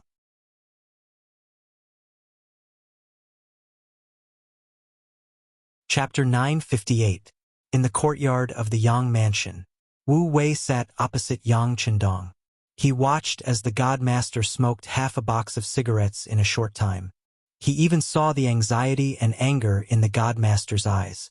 Judging others by one's own standards, the most trusted servant around him turned out to be a big pest during the anti-corruption campaign. Presumably, no one would be able to stand it. After an unknown period of time, Yang Qindong put out the cigarette that had just been lit in his hand. He looked at Wu Wei and said, I already know about this matter. I will give you a satisfactory answer. You can go and rest first. Yes, sixth young master. Wu Wei was a very bold person, but sometimes he was also very rash. Otherwise, he would not have been appointed and reinstated by Wu Qian. But no matter how bold or rash he was, he still had to look at who he was facing. Yang Qindong did not intend to suppress this matter. Instead, he decided to deal with it. This already satisfied Wu Wei. Wu Wei finally left, leaving Yang Qindong sitting alone at the stone table. He did not get up for a long time until Luan Xiaoyu appeared and handed him a cup of hot tea with a concerned expression. Yang Qindong reluctantly squeezed out a smile. It's windy outside. Let's go inside. Luan Xiaoyu accompanied Yang Qindong to the room in the inner courtyard, leaving his slightly lonely back. Yang Lu had been captured and locked up in a very secret place. Perhaps it was because of his special identity, but even Yang Er did not know where he was locked up. It was the captain of the second guard team, Dao Xiao, who was in charge of looking after him. He had received orders that unless Yang Qindong personally gave the order, no one was allowed to see him, let alone have any contact with him. Beta Persei knew that things were going to be bad. He immediately went to find Tiger's mane. He knew that the person closest to his servants was their tiger head. 3 days later, Yang Si, who was supervising the construction of North Desert City, changed several fast horses and rushed over regardless of day or night. After the three brothers met, they went to Yang Qindong's residence to plead with Yang Lu. In the same small courtyard, Yang Qindong and Luan Xiaoyu sat together. Other than Tiger's mane, Beta Persei, and Yang Si, there was no one else present. Young master, I wonder how serious sixth brother's crime is. After Tiger's mane became the commander of an army, his personality had become much more mature than before. When he opened his mouth, he went straight to the core of the problem. It's all here. Take a look for yourselves. Yang Qindong's expression did not change at all, as if he was talking about a very ordinary thing. He pointed to the documents on the stone table that were half the height of a person. After the three of them received permission, they all stretched out their hands and looked at the crimes that Wu Wei had committed. When they saw that Yang Lu had used his position and power to obtain at least 150,000 taels of silver for himself, and at the same time he had married 12 women, 2 of whom were under the age of 16. Even though the 3 of them had prepared themselves for this, their faces were now filled with anger. Based on the things that Yang Lu had done, even if he was beheaded 10 times, it would not be wrong. But could they really behead him? After all, they were brothers. When Yang Xie was still very weak, they were the ones who worked together every day by the young master's side, waiting for orders. Now that someone was in trouble, they should stand up and help each other. After the three of them finished looking at the documents, they knew that they could not plead for mercy. The three of them did the same action at the same time, and that was to kneel on the ground. Their knees were close to the ground, and their chests were straight as they knelt in front of Yang Chendong. As if he already knew that the three of them would do this, Yang Chendong did not even blink his eyes. On the other hand, Luan Xiaoyu, who was at the side, was shocked. She wanted to stand up and say something, but she was Yang Chendong's wife. At this time, it was not appropriate for her to say anything. The weather at the beginning of May was already very warm. After 9 o'clock in the morning, it started to get hot. When the sun shone, Yang Chendong had already brought Luan Xiaoyu back to the house. The three people in the courtyard did not move at all. They let the sun shine on their bodies, and then they were sweating profusely. Time passed little by little. From morning until the moon came out at night, the three of them were still kneeling there without moving. Yang Chendong did not walk over to say a word. Some of the personal guards who were going in and out to do things also ignored them. It was as if they were not three people, but 3 blocks of wood or stone pillars. It was already late at night. Luan Xiaoyu, who was lying beside Yang Chendong, finally could not help but say, "Big brother, are we just going to let them kneel like this? I heard that Yang Lu used to guard the Yang family manor in Baiming's capital for more than 2 years. Did Beta Persei look for you, or did Tiger's Mane tell you in advance?"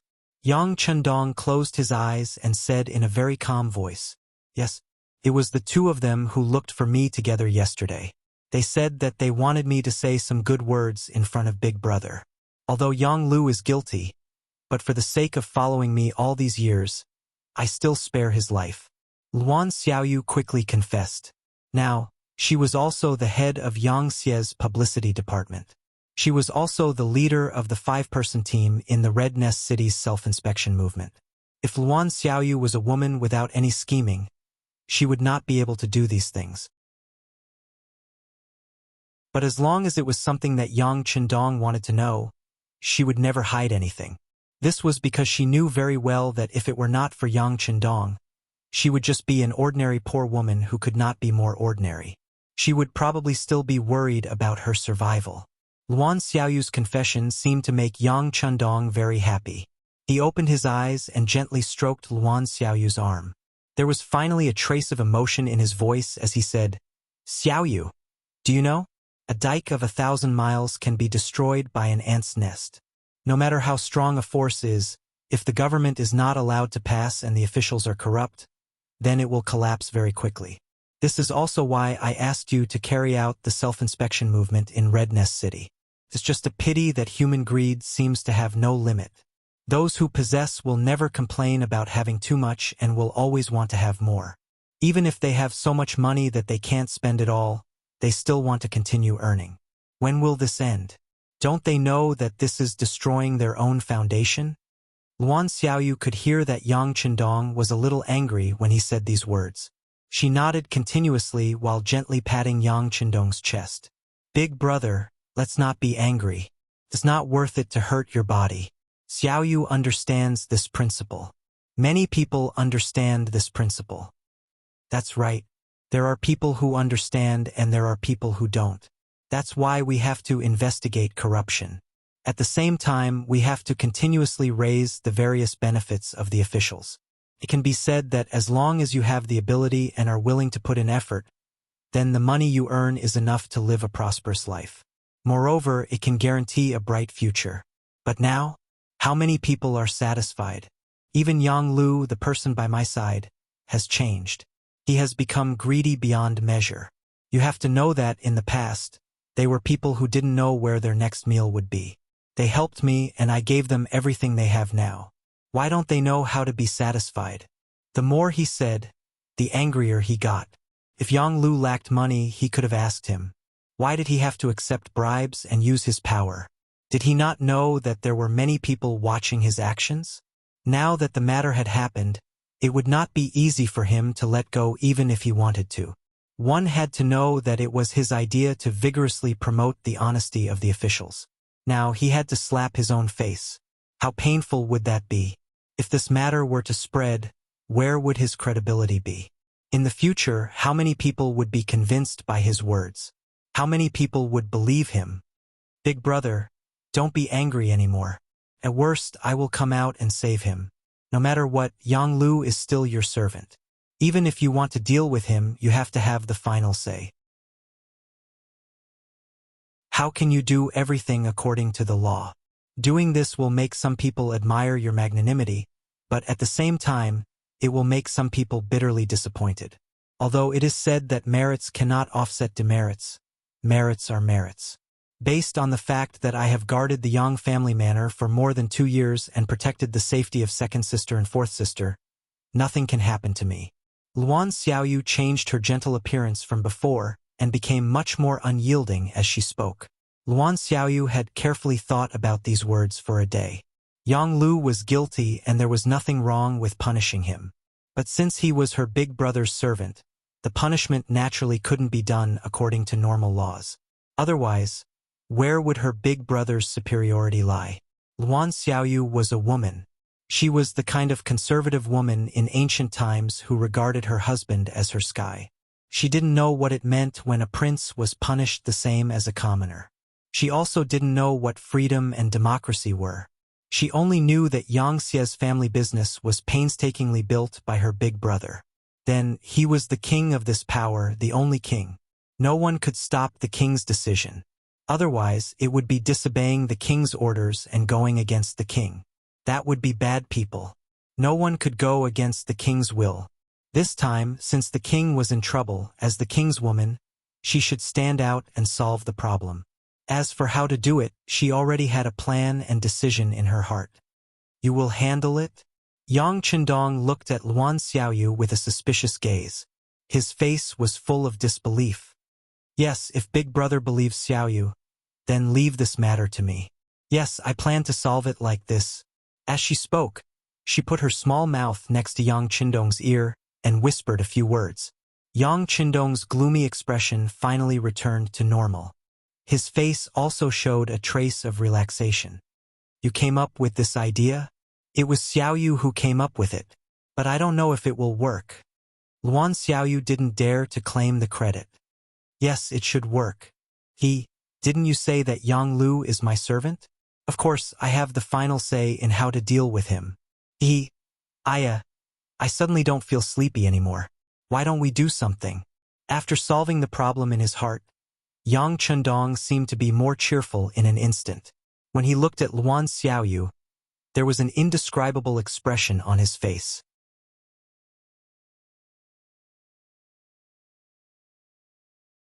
Chapter 959.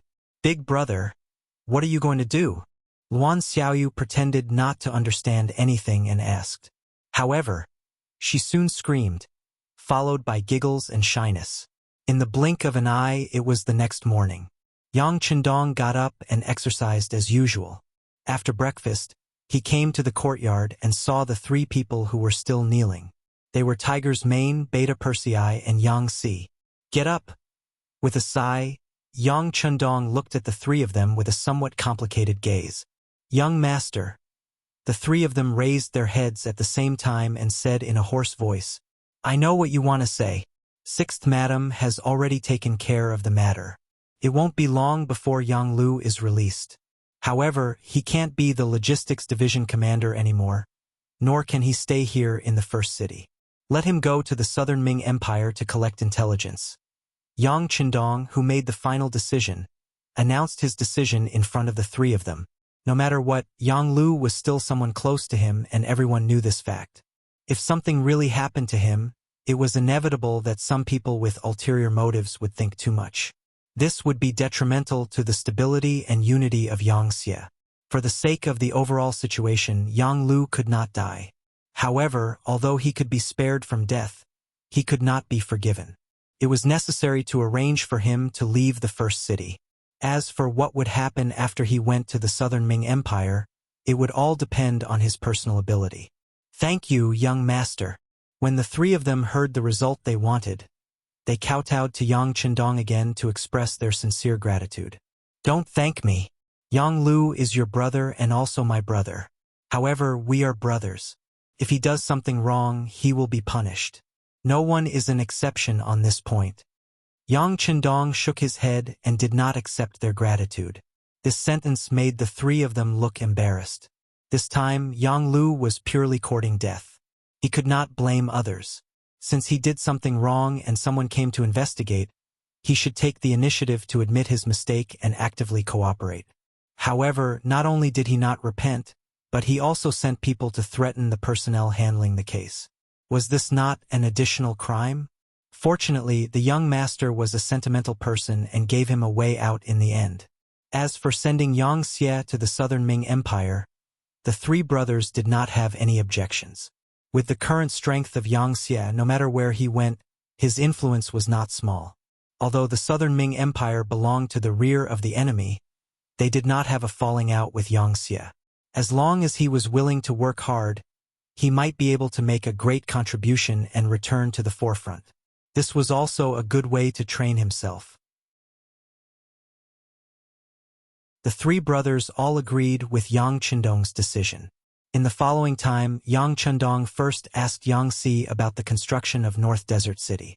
When he found out that the outer city was already built, the development of the inner city was also proceeding according to plan, and the city lord Mao Xiang had also entered his role and was doing everything, he transferred Yang Si back and let him take over the position of the Logistics Division Commander.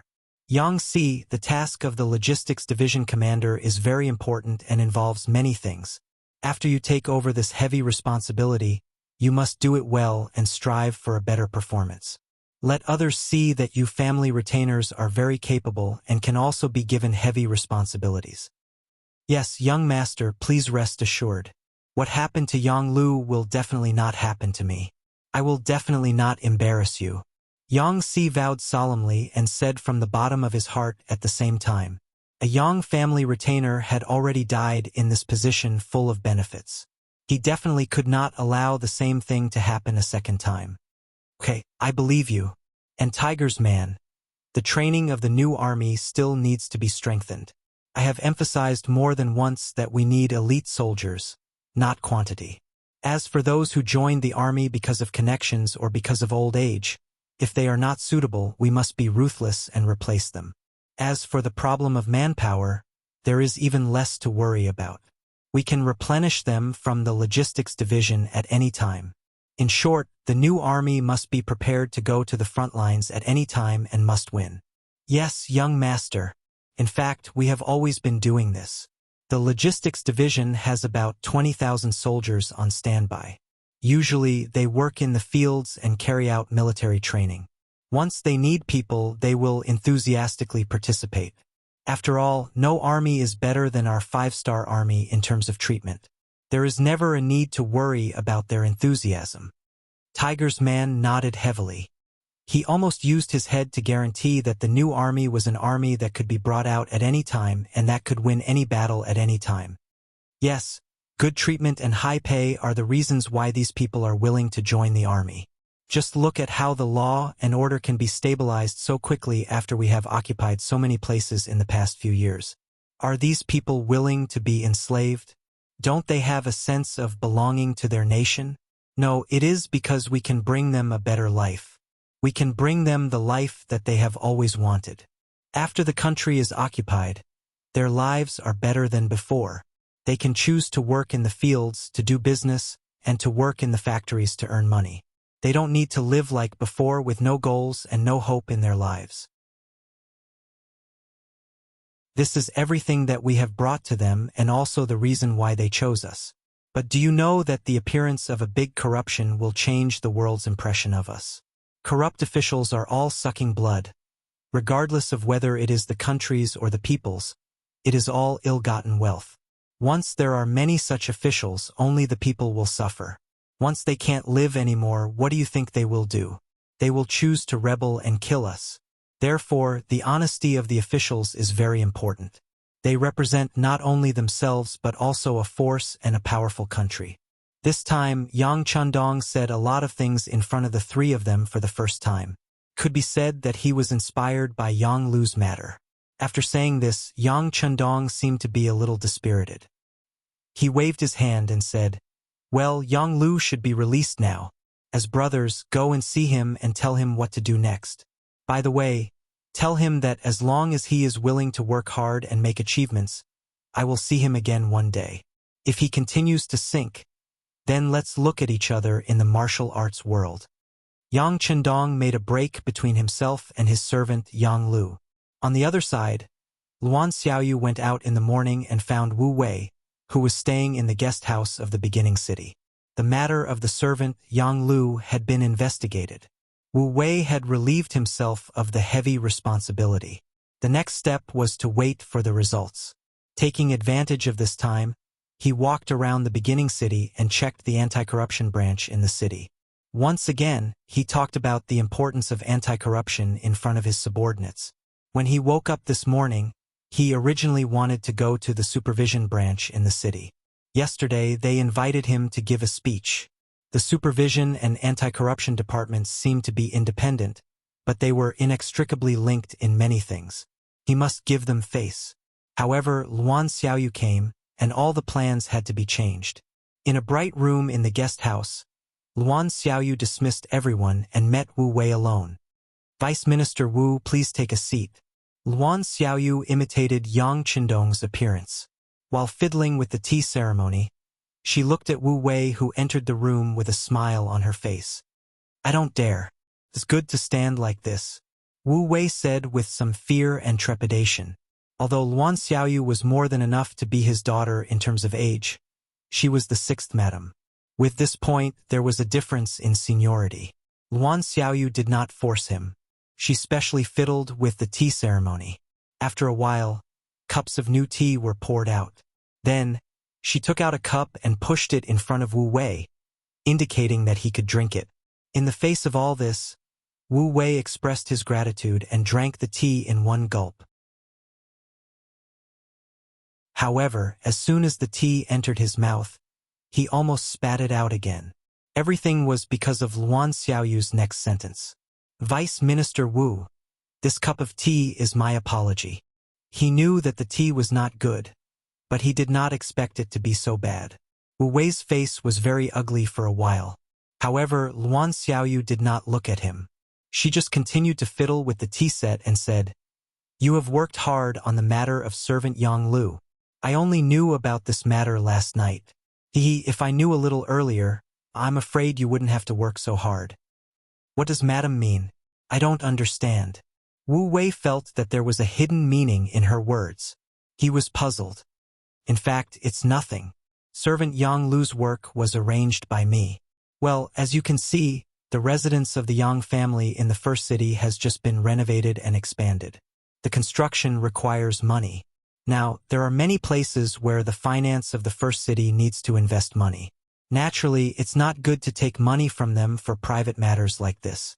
So, I made the decision and asked the servant Yang Lu to get the money. That's why these things happened. Haha, I've made a fool of myself in front of Chief Wu. Luan Xiaoyu spoke softly, as if she was talking about an extremely ordinary small matter. She was neither anxious nor slow. Wu Wei's body trembled when he heard these words. His eyes narrowed slightly at first, but they soon widened again. He knew that it was basically impossible to punish the servant of the sixth young master. When they came, Minister Wu Qian had said that the purpose of this visit was not to punish servant Yang Lu. In fact, no matter how sufficient the evidence was, if the sixth young master did not agree, it would be useless. Therefore, their task was not to punish anyone, but to find out the corruption. As for how to deal with the matter, the power had to be completely handed over. Now it seemed that the sixth young master wanted to protect someone. As for the words of the sixth madam, Luan Xiaoyu, it was just an excuse. No one would take it seriously. But no matter what, since she had given an explanation, it was equivalent to giving an explanation. The matter should be over now.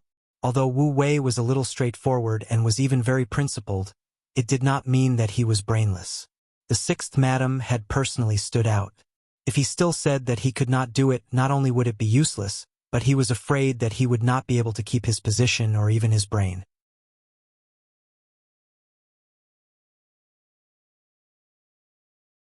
Chapter 960. Investigating the people around the sixth young master, regardless of whether there was anything going on or not, would not be a simple case. In fact, the political significance was greater than the practical significance. If the matter was not handled well, there would probably be people who would take the blame. This would be a kind of provocation to the sixth young master's authority. The sixth young master had contributed a lot to the Wuxia faction's success today. It was an exaggeration to say that anyone could be missing from the entire force, but Yang Qindong could not be absent. Even now, his words still made sense. If something happened to such a person, it would not take long for the entire Wuxia faction to fall into internal strife. Knowing this, they still dared to investigate the people around the sixth young master.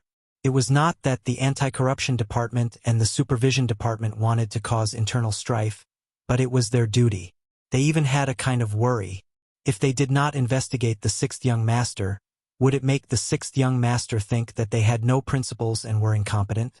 Therefore, this matter had to be investigated. However, how to investigate and to what extent were the difficulties? Fortunately, Wu Wei had a good grasp of the situation. The sixth young master already knew everything. Now that the sixth young mistress had appeared to plead for mercy, a suitable excuse was placed in front of him. Of course, Wu Wei knew what to do. I see. Then I was too nosy. Showing an expression of sudden realization, Wu Wei cooperated with Luan Xiaoyu's acting very well. Luan Xiaoyu also felt relieved when she saw Wu Wei's attitude. The other party's compromise was enough to prove one thing. That was, the anti-corruption department did not have the intention to target Big Brother. They were just doing their job. Even so, what should be praised should be praised. That's right. This time we've outsmarted ourselves. If I knew this would happen, I would have told the matter in advance. It wouldn't have been so troublesome. Of course, through this matter, it can be seen that the anti-corruption department and the supervision department's performance is very satisfactory. I believe that the sixth young master will also know. Luan Xiaoyu said with a smile. This was tantamount to settling the matter. The matter of the servant Yang Lu ended just like that. Your performance has been praised by the sixth young master. As for what to do next, it was none of other people's business. Wu Wei knew that the conversation had come to an end at this point. He tactfully cupped his fist and said goodbye. Sixth young mistress, this time, I have been out for a long time. I want to leave with the next carriage to report back. Very well. A sincere smile bloomed on Luan Xiaoyu's face once again. She then waved her hand and Wu Wei retreated out of the door. With the appearance of Luan Xiaoyu, she found a suitable excuse to suppress the matter of the servant Yang Lu. At this time, Yang Lu was also young mistresses and was being reprimanded and educated by the young mistress. Although Yang Lu's life was saved, he had done something wrong. If he couldn't mentally recognize his mistakes, who knew if he would make the same mistake next time? For this reason, Tiger's man and the other two talked to him earnestly for a full 4 hours. In the end, Yang Lu kept thanking the three brothers and admitted that he was indeed wrong. Only then did the matter come to an end. Old Six, the young master still has feelings for you and is full of hope. However, you have done something wrong, so this time when you go to the southern Ming Kingdom you should perform well. They've sent assassins to deal with young master several times. This time you can go and investigate these things properly. With third brother, the director of the security bureau, you can rest assured and do what you want. Hu Mang acted like a big brother and said in a lecturing tone. Yes. Thank you, Tiger's man, for your concern. I know what to do. Yang Lu's face still had the joy of surviving a disaster. Yang Lu was safe and was only punished to work in the southern Ming Kingdom. This was already a good result. At the very least, Hu Mang, Yang Er, and Yang Si were very satisfied. However, they had neglected one thing, and that was that it was easier to change mountains and rivers than to change a person's nature. No matter what, Yang Lu used to be an independent figure. Since coming to the first city for 2 years, no matter where he was the one teaching others a lesson. This made him accustomed to being high and mighty. This time he was taught a lesson by others, even if it was his 3 brothers. However, it was impossible to say that he was not angry at all. Yang Lu, who was angry, returned to his courtyard and saw the loyal butler, Yang Ying. After seeing that his master was safe and sound, he knelt on the ground and said excitedly, "Master, you're back. Are you okay?" "Kind of. However, I can't stay here anymore. The young master arranged for me to go to the southern Ming kingdom to collect intelligence." Yang Lu said with a hint of unhappiness in his tone. "Go to the southern Ming kingdom? Why? That's the enemy's rear and it's dangerous.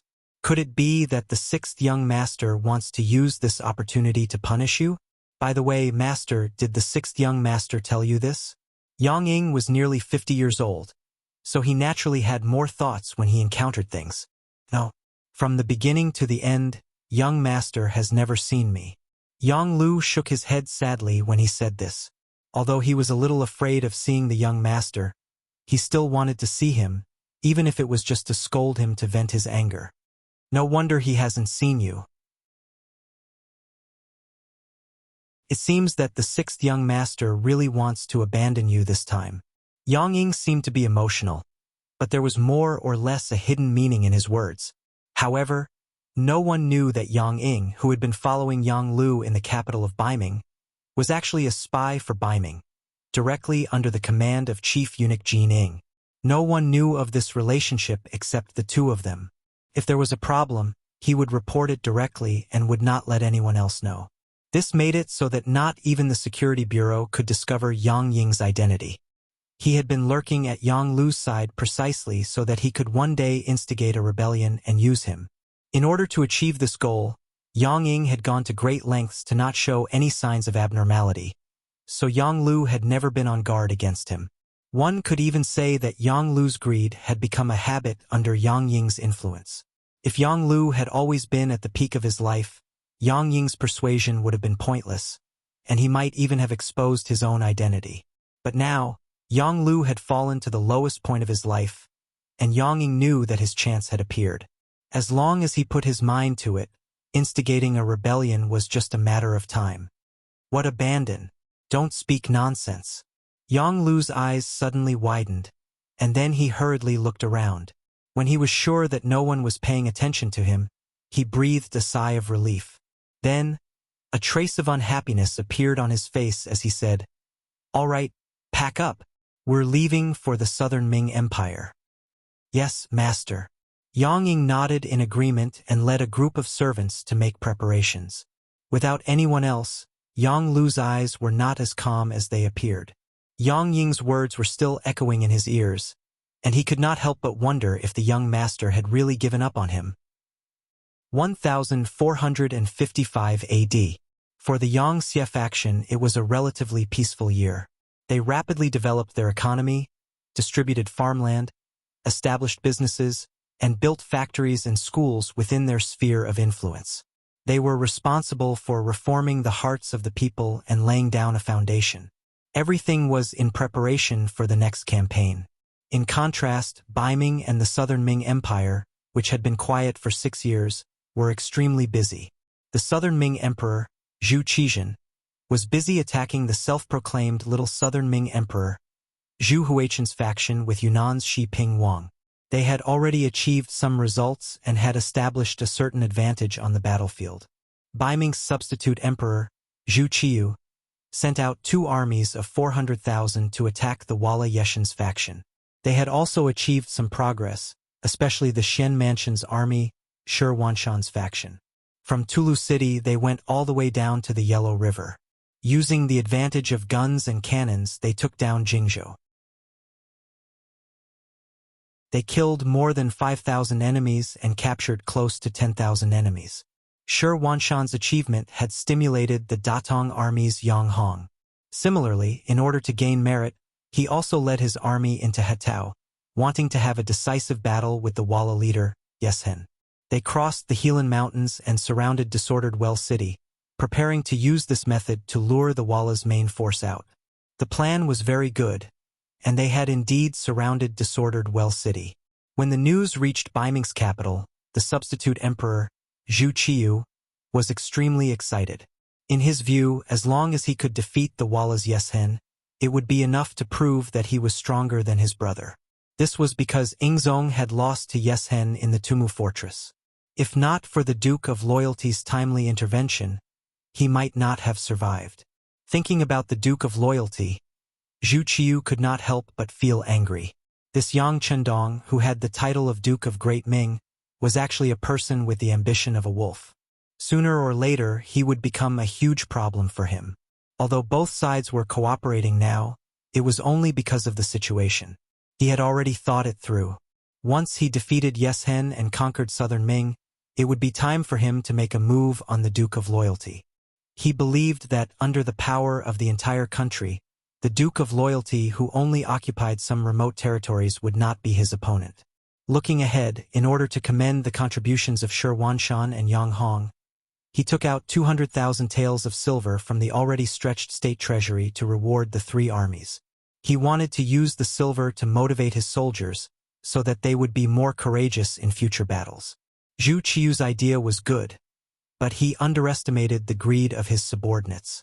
Whether it was the landowning households or the eunuch households, especially the latter, they did not have many relatives in the world.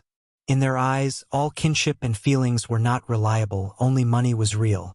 Once the 200,000 taels of silver were taken out, more than half of it was quickly divided among them. After being exploited layer by layer, when it reached the hands of Yang Hong and Shi Wanshan, the 100,000 taels was reduced to 10,000 taels.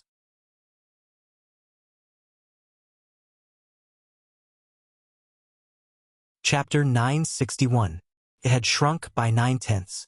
When the silver arrived, the two commanders were worried sick.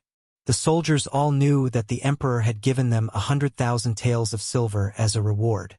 But with this amount of silver, how much would each person get after dividing it among the 200,000 soldiers? It was better not to divide this amount of money. But if they did not divide it, it would affect the morale of the soldiers. What should they do? When they heard that the silver had already arrived, many generals and soldiers who had made outstanding contributions revealed looks of eagerness. Helpless, the two commanders could only take out 10,000 taels of silver to reward those who had made outstanding contributions. However, many more people did not receive a single tael of silver. This caused many generals and soldiers to begin to complain, and the morale of the army began to fluctuate because of this. It was also at this time that Yeshen's counterattack arrived. First, outside disorderly Well City in the Hetao region, 200,000 cavalry suddenly appeared. The momentum was so great that when the news reached the ears of Yang Hong, he had a face of disbelief. How can this be? Yeshen only has so many soldiers. How can there be so many enemies appearing all of a sudden? This is definitely not possible. The roar was still ringing out in the tent when the scout general who had made the report was already half kneeling on the ground. Commander, it's not only the Walla cavalry that's coming, but also the cavalry of the Ili tribe, present-day Turpan. We've already merged with them. Right now, their vanguard is about to make contact with our vanguard. Commander, please make a decision quickly. When he heard that Ili division had also sent out their troops, Yang Hong fell back into his chair with a putong sound. The situation was completely out of his expectations. Originally, he had many soldiers and generals, but now everything had turned around. He had become the one at a disadvantage. In addition, when they were dividing the silver, many of the soldiers were still dissatisfied. With such morale, how could they fight against the enemy? Retreat! Retreat to Helan Mountain and wait for reinforcements at Ningxia Garrison. Yang Hong knew that time did not wait for anyone. He quickly gave the order. Retreating without meeting the enemy was because they did not have a proper plan. This caused the formation of the 200,000 Ming army to be messed up. Using this opportunity, the Walla and Ili division launched a frenzied attack. The Walla army that was surrounded in disorderly Well City also took the opportunity to kill their way out. Under the pincer attack, the Baiming army was defeated. More than 10,000 men died, 40,000 were captured, and many escaped. Even the 100 red-coat cannons were lost. Only 10,000 men from the firearm unit retreated. When Yang Hong brought his army back to Ningxia Garrison, the 200,000 men, only. This tragic situation made Yang Hong feel like vomiting blood. But the situation made him bite the bullet and ask for reinforcements from Baiming. Yang Hong in Hetao land was defeated. Yes Hen was busy cleaning up the battlefield. While catching the deserters and settling the prisoners, he also ordered General Kun Sa to lead 30,000 men towards Lang Mountain. He wanted to go through Lang Mountain and Yin Mountain to break the siege of Shajing City. But his real purpose was to attack the Baiming Xian Fu army there. After surrounding Shajing City for nearly 2 months, Shi Wanshan, who saw that the enemy had run out of food and was about to take down the city, suddenly received an urgent report from a scout. They had encountered too many defeated soldiers in front. They all said that Yang Hong was defeated. Now, Ili Division's cavalry was heading towards the Shajing city. Arriving in front of the map, Shi Wanshan quickly determined that they would become the next target of Walla and Ili Division's allied forces. Their military strength was not far below the enemy. Shi Wanshan had no choice but to give up on Shajing city that was about to be in his hands. He even gave up on Jingzhou city that he had just taken down and retreated to Sanbachuan behind him. Shi Wanshan was very clear that Jingzhou city was a lone city. Once the army retreated there, if the reinforcements did not arrive in time, just the 200,000 men army's food and drink would be enough to crush the city. Therefore, when making this decision, even though they knew that they would be punished for abandoning the city, no matter if it was Deputy Commander Ancient River, Ning Wenfeng, or eunuch Deng Chong, none of them had any doubts. More and more Datong prefecture soldiers retreated from the battlefield and took the route of Jingzhou city. The appearance of these 50,000 people caused Shi Wanshan's army's morale to be even more lax. Some of the soldiers who did not know the truth actually followed these deserters, causing chaos to appear in the Xian prefecture soldiers who were affected. Under the urgent military situation, Shi Wanshan did not have time to make any more arrangements. He could only watch as chaos appeared in the army and retreated to Sanbachuan city behind him. The enemy chased too hastily. Sanbachuan city was not big. Even if the 4 gates were wide open, they would not be able to let in 200,000 men army in a short period of time. Many soldiers saw Kun Sa and his 30,000 steel cavalry chasing behind them. They had no choice but to give up on entering the city and head northeast. Their target was very clear. It was the largest city in the grassland, Shurching. Many of them had heard of it before. It was a paradise for the Han people. As long as they went there, they could earn a lot of money and protect their own safety. 50,000 Datong deserters and 10,000 Xian Manor deserters who were affected. A total of 60,000 people were madly marching toward the first city. With such a huge commotion, the scouting troop naturally reported the news to Yang Chendong at the first possible moment and reported it to him. Haha, 60,000 young and able-bodied men. This is good stuff. Take them all. It would be a waste not to take advantage of a free opportunity. Yang Chendong would never give up such an opportunity. He ordered the logistics division to open a shelter between Mount Saihan and Tulu City. At the same time, he ordered the new army to go there and take charge of the security work. In addition to preventing these 60,000 deserters from causing trouble, there was another more important purpose. It was to prevent the cavalry from charging in. General Kun Sa chased all the way here. Other than picking up some weapons and supplies left behind by the Baiming soldiers on the way, he only captured 1,000 deserters. This made him very unhappy. When the army arrived at Sambulakwin, they saw that it was already heavily guarded. After seeing that the city tower was full of Baiming soldiers, Kun Sa, who did not bring any siege weapons, gave up on taking over the city. Instead, he continued to head north. He had his eyes on the 60,000 deserters. If he could intercept all of them and use them for his own purposes, it would be a great victory. Both sides had the same goal. The 5-star army and the Baiming forces met on the grassland at the same time. Hundreds of shelters had been built. The Baiming soldiers who escaped here could finally put down their worries. One by one, they lined up and entered to register in an orderly manner. They were ready to enter Shurching and join the logistics division. Around them were more than 20,000 cavalry soldiers. It was the new army led by Tiger's Man looking south from here. They could vaguely see the grassland cavalry army coming from afar. Kun Sa rode on his horse. Beside him were valiant warriors. Just as they were moving forward, the vanguard general and Keegan appeared in front of him on their horses. General, there is a large number of 5-star army soldiers with the 5-star flag in front. 5-star army? The army of the heavenly Khan. Another deputy general, Wooly G, said. General, before we came, General Yeshen repeatedly told us not to be enemies with the 5-star army. Look, what are you looking at? Kansa's face was full of disdain. As the generals of the Ili army, their territory was not connected to the 5-star army. What they knew and understood were only some rumors. Although this loyal duke of the Ming dynasty had many titles such as the Heavenly Khan, the God of War, the Messenger of the Tengri Heaven, and so on, Kansa did not care about any of these. He only worshipped powerful strength. How many people do they have? A lot. Maybe not as many as we do, but it's not much different, Keegan reported. Haha, if they don't have as many as we do, what is there to be afraid of? We chased these 60,000 Ming dynasty soldiers all the way here. We are about to get them, and now you want us to leave? How can there be such a thing in the world? How about this, Keegan, you go and talk to them. We won't make things difficult for them. Don't the Han people have a saying that when we meet, we will share half? Since that's the case, let them give us 30,000 prisoners and we will withdraw.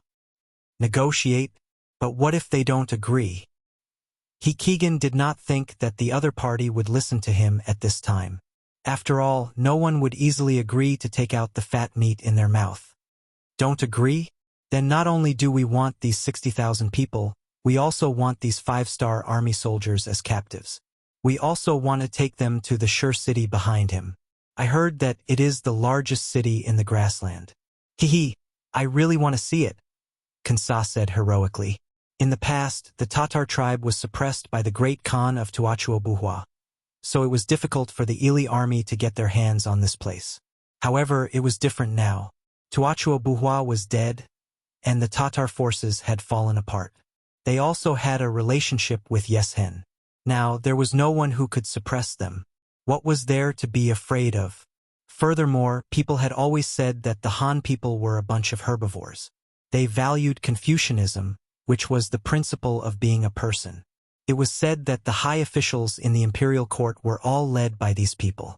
On the other hand, the military officers had a lower status. What was so scary about such a race and power? Perhaps as soon as his cavalry charged, these people would be frightened and flee in all directions, just like those Ming soldiers outside disorderly Well City. Didn't they flee when they saw them coming? Kansa treated the 5-star army as the Ming army. This was his biggest mistake. After receiving the order, Keegan turned around and returned to the front of the army.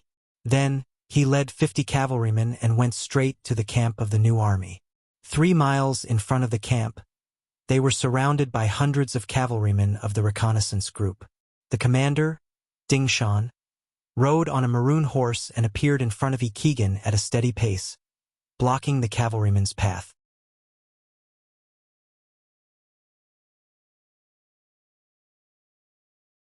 Chapter 962.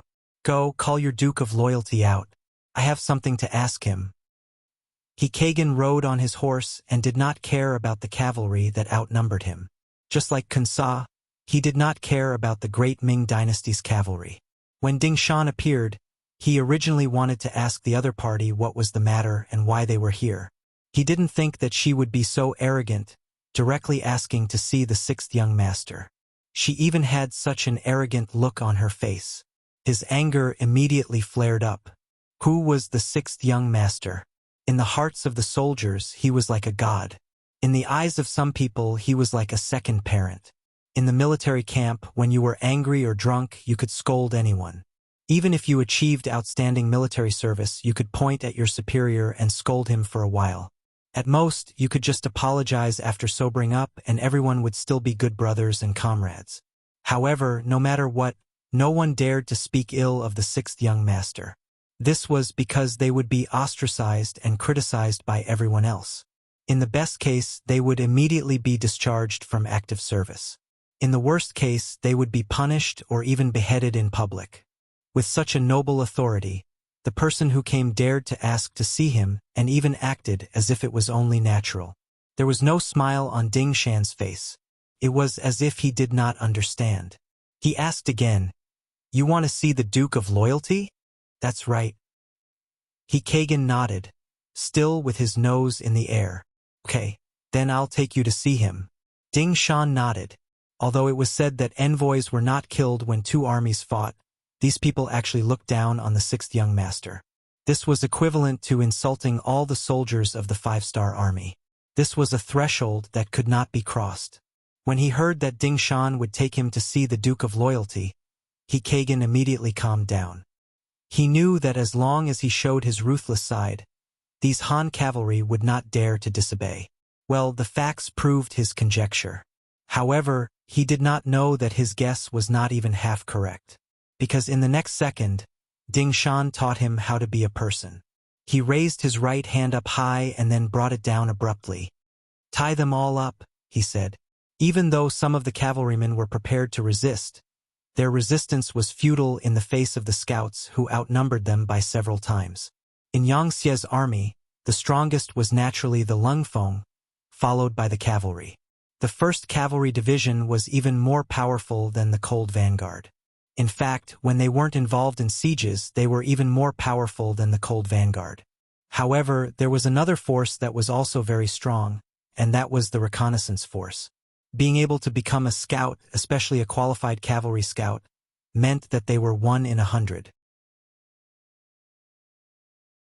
Whether it was their skills, horsemanship, or adaptability, they were all outstanding warriors. When such a group of people formed into a large scale, one could imagine how powerful such an army would be.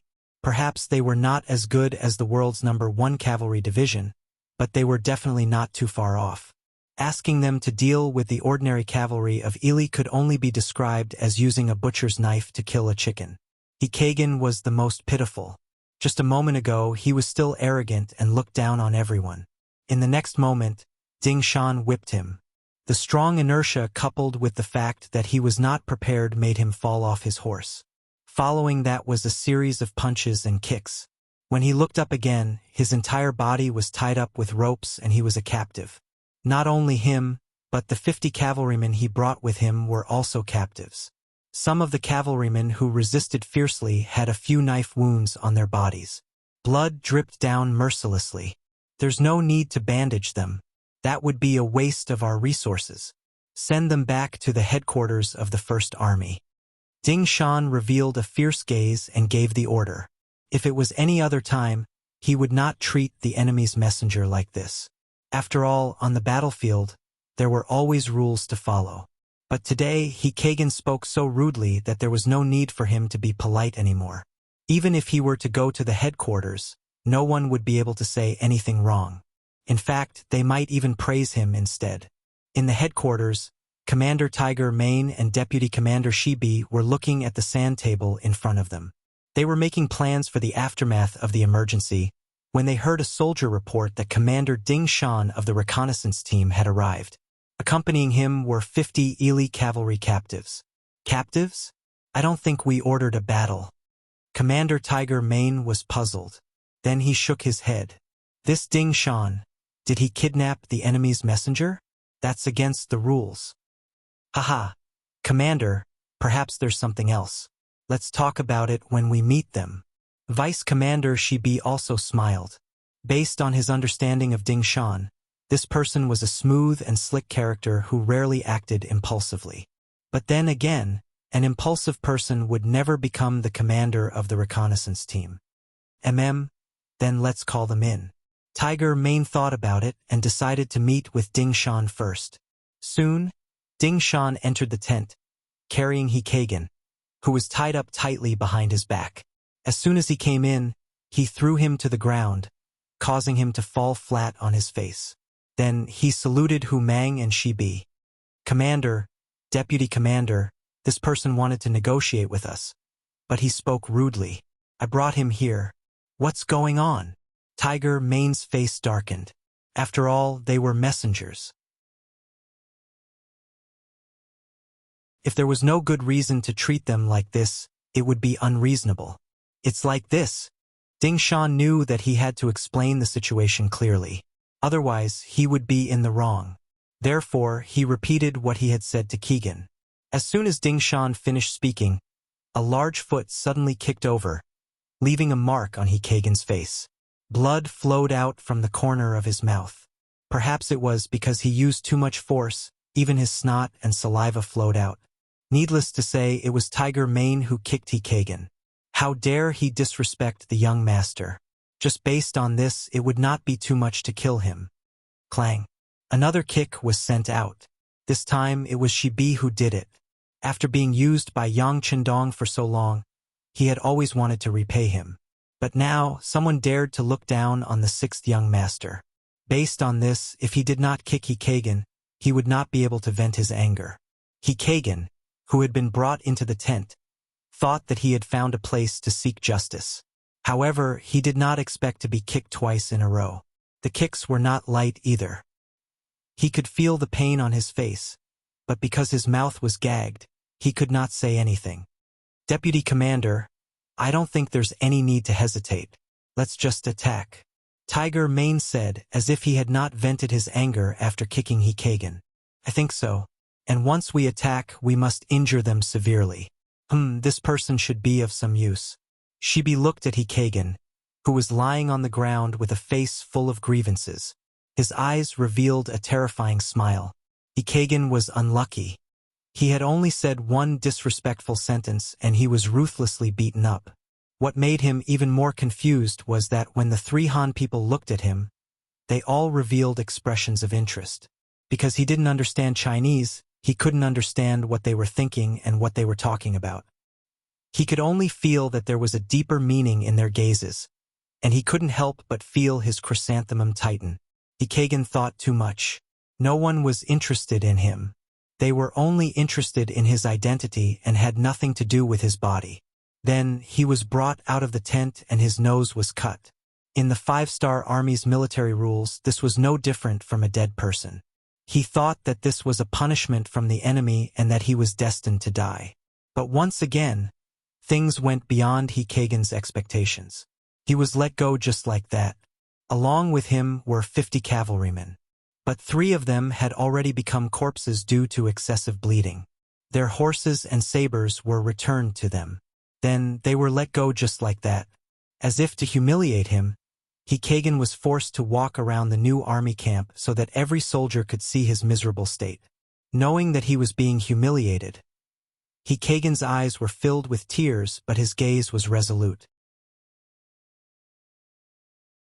This was because he was using this method to observe the 5-star Army's camp. Needless to say, he gained quite a lot. For example, he saw many soldiers eating and drinking together. Some even fell asleep in the open space of the camp. But in the face of all this, no one cared. Just you wait. With such lax military discipline, you will not be a match for our 30,000 cavalrymen. I will definitely take revenge for this humiliation. Keegan thought hatefully in his heart. After a round of running around the barracks, it was already afternoon. He and Keegan were released. Once he was a mile away from the 5-star Army's reconnaissance team, Keegan spurred his horse and rushed back to his own camp. There was only one thing left in his heart: revenge. In the Ili camp, Kun Sa was waiting for news. When he arrived, he saw Keegan with blood on his face. After taking off his black scarf, he looked terrifying. When he saw him, Kun Sa immediately asked, "Who are you?" Just this one sentence made Keegan cry. "General, look carefully. I am your vanguard, Keegan." "Ah, you are Keegan. How did you end up like this?" Kun Sa was puzzled. He really could not understand. Keegan was fine when he went out. How did he come back with a face covered in blood? He could not even recognize him. At that moment, Keegan told Kun Sa everything that had happened to him. Of course, he did not exaggerate. In short, the 5-star Army was too arrogant. They did not follow the rules at all and did not take their 30,000 cavalrymen seriously. Most importantly, their military discipline was very lax.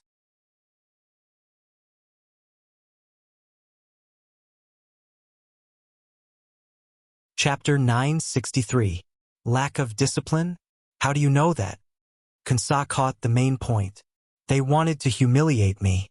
After cutting off my nose, they walked around the camp. What they didn't know was that I saw their true colors. Oh, some of the soldiers were eating and drinking. Some of them were sleeping in broad daylight. They didn't look like an army that was good at war. General, as long as you give me 5,000 cavalrymen, I will be able to break their morale with a single charge. I will be able to defeat them and make them flee in all directions. Kagan said confidently. Good, good. Kunsa laughed when he finally heard some useful information.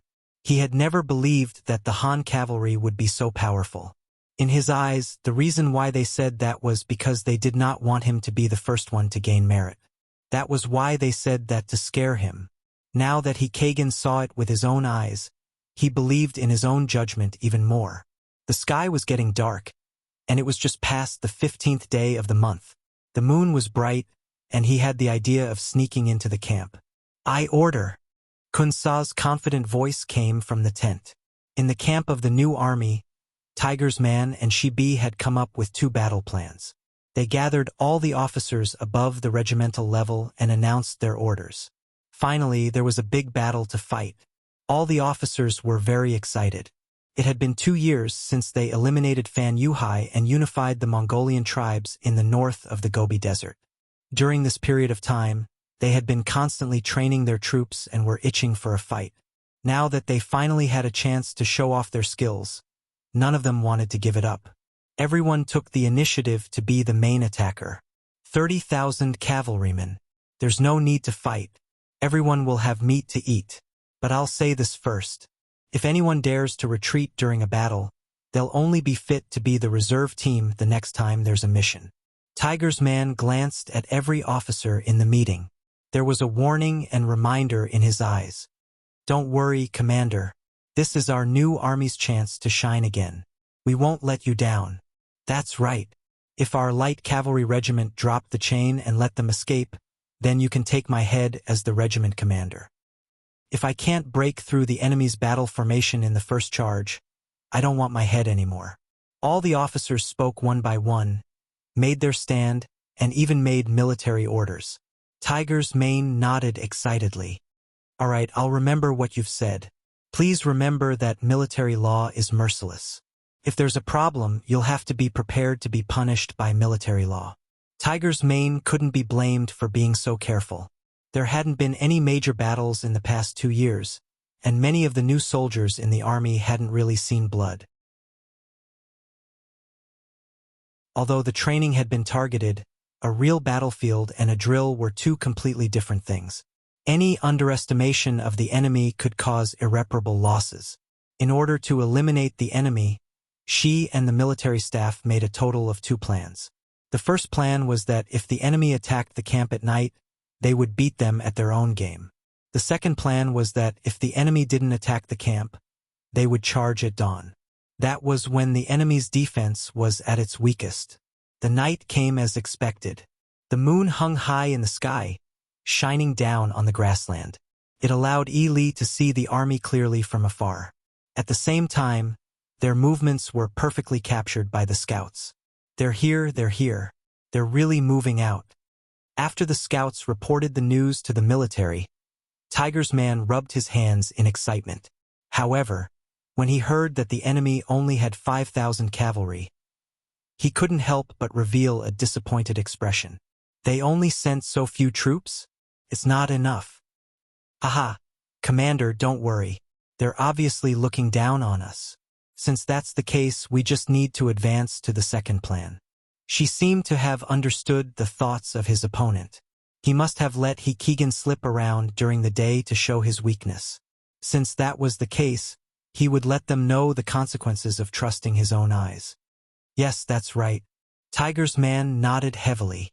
He then looked at the messenger and said, Order the direct troops to stay behind and attack the enemy. The Tatar division will flank the enemy from the left flank. The recruit division will flank the enemy from the right flank. The light cavalry division will circle the enemy from the rear. The heavy cavalry division, the scouts, and the military will charge at the enemy from the front in an hour. Once the 2 red signal flares are used, the entire army will attack. After the order was given, a few messengers moved out and spread the news that the second plan was to be carried out in advance.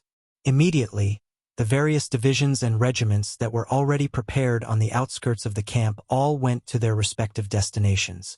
Only the direct troops were left behind to prepare for an ambush.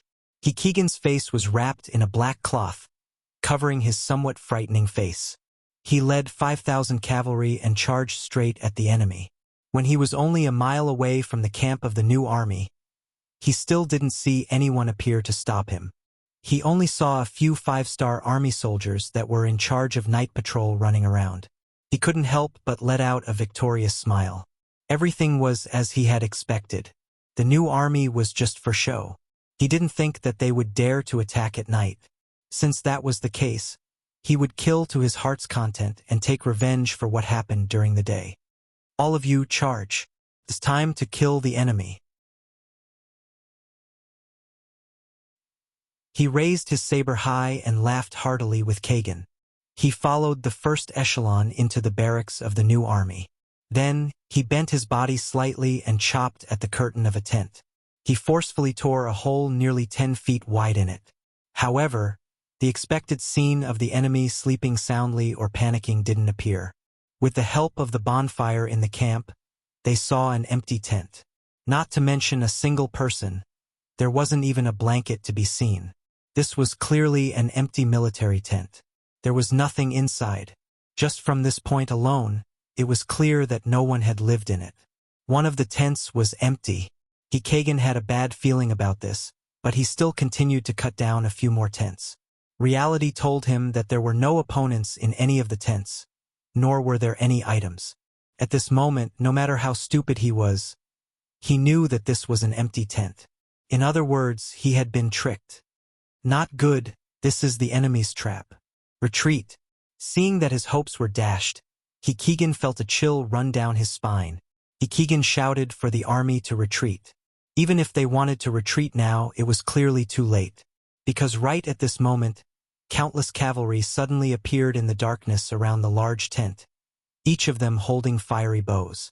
Under the loud shout of Commander Dengyu, round after round of fire arrows flew through the air, landing in the midst of the 5,000 cavalry under the command of the Ili army. The flaming arrows were like meteors streaking across the sky, landing on the cavalrymen. One by one, the soldiers screamed, howled, fell off their horses, rolled on the ground, or galloped away aimlessly, knocking down their comrades one after another. Under the rain of fire arrows, the 5,000 cavalrymen's formation was thrown into chaos, drowning out Keegan's order to retreat. All units, charge. Dengyu pulled out his saber after firing 3 arrows in a row. With a loud shout, he led the charge towards the surrounded cavalrymen. What followed was the sound of thousands of horses galloping from each camp. One side came prepared, while the other side was panicking. One side had high morale, while the other side had no will to fight. This was not a fair battle to begin with. After a few charges, the 5,000 cavalrymen of the Ili army were either dead or injured. The outcome was decided. In the main camp of the Ili army, one could vaguely see the flames of the new army camp a few miles away. Vice General Wu Liji smiled as he reported the good news to General Kun Sa. General, it seems like Keegan has succeeded. Haha. I've already said that the Han cavalrymen are nothing to be afraid of.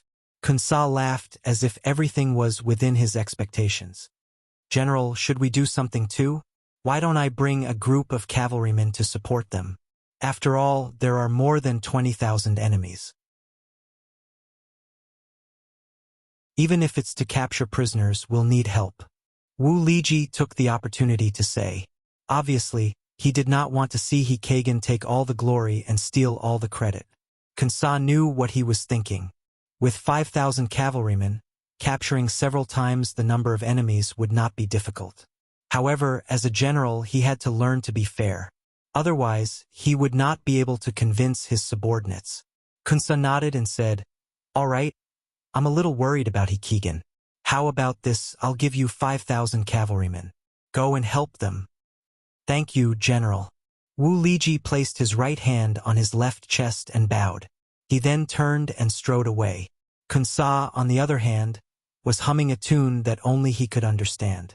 He had a contented look on his face. At this time, he could not help but fantasize about his bright future after this meritorious deed. He thought about how Yes-Hen had said more than once that the 5-star army was not to be trifled with. However, this time he had used his actions to give the other party a slap in the face. He wanted to see what else this person had to say this time. Haha! Kunsa, who was overjoyed, said something that made people smile. If you don't fight, you won't know that our Ili army's cavalrymen are so powerful. Kunsa's beautiful dream did not last long. After a quarter of an hour, Wu Liji suddenly returned from the tent. What's wrong? You haven't set off yet? Kunsa was somewhat displeased that he had taken a quarter of an hour to prepare. With this kind of speed, he still wants to take the credit? General, something bad has happened. Something bad has happened. As soon as I led the army out, we ran into the main force of the 5-star army. Each of them was armed with a 3-meter-long saber and was covered in heavy armor. We were no match for them and lost. Wu Liji's face was filled with anxiety and guilt. You're tuning in to the Journey of the Soul YouTube channel. Don't forget to subscribe and join us on this journey to catch the most captivating stories.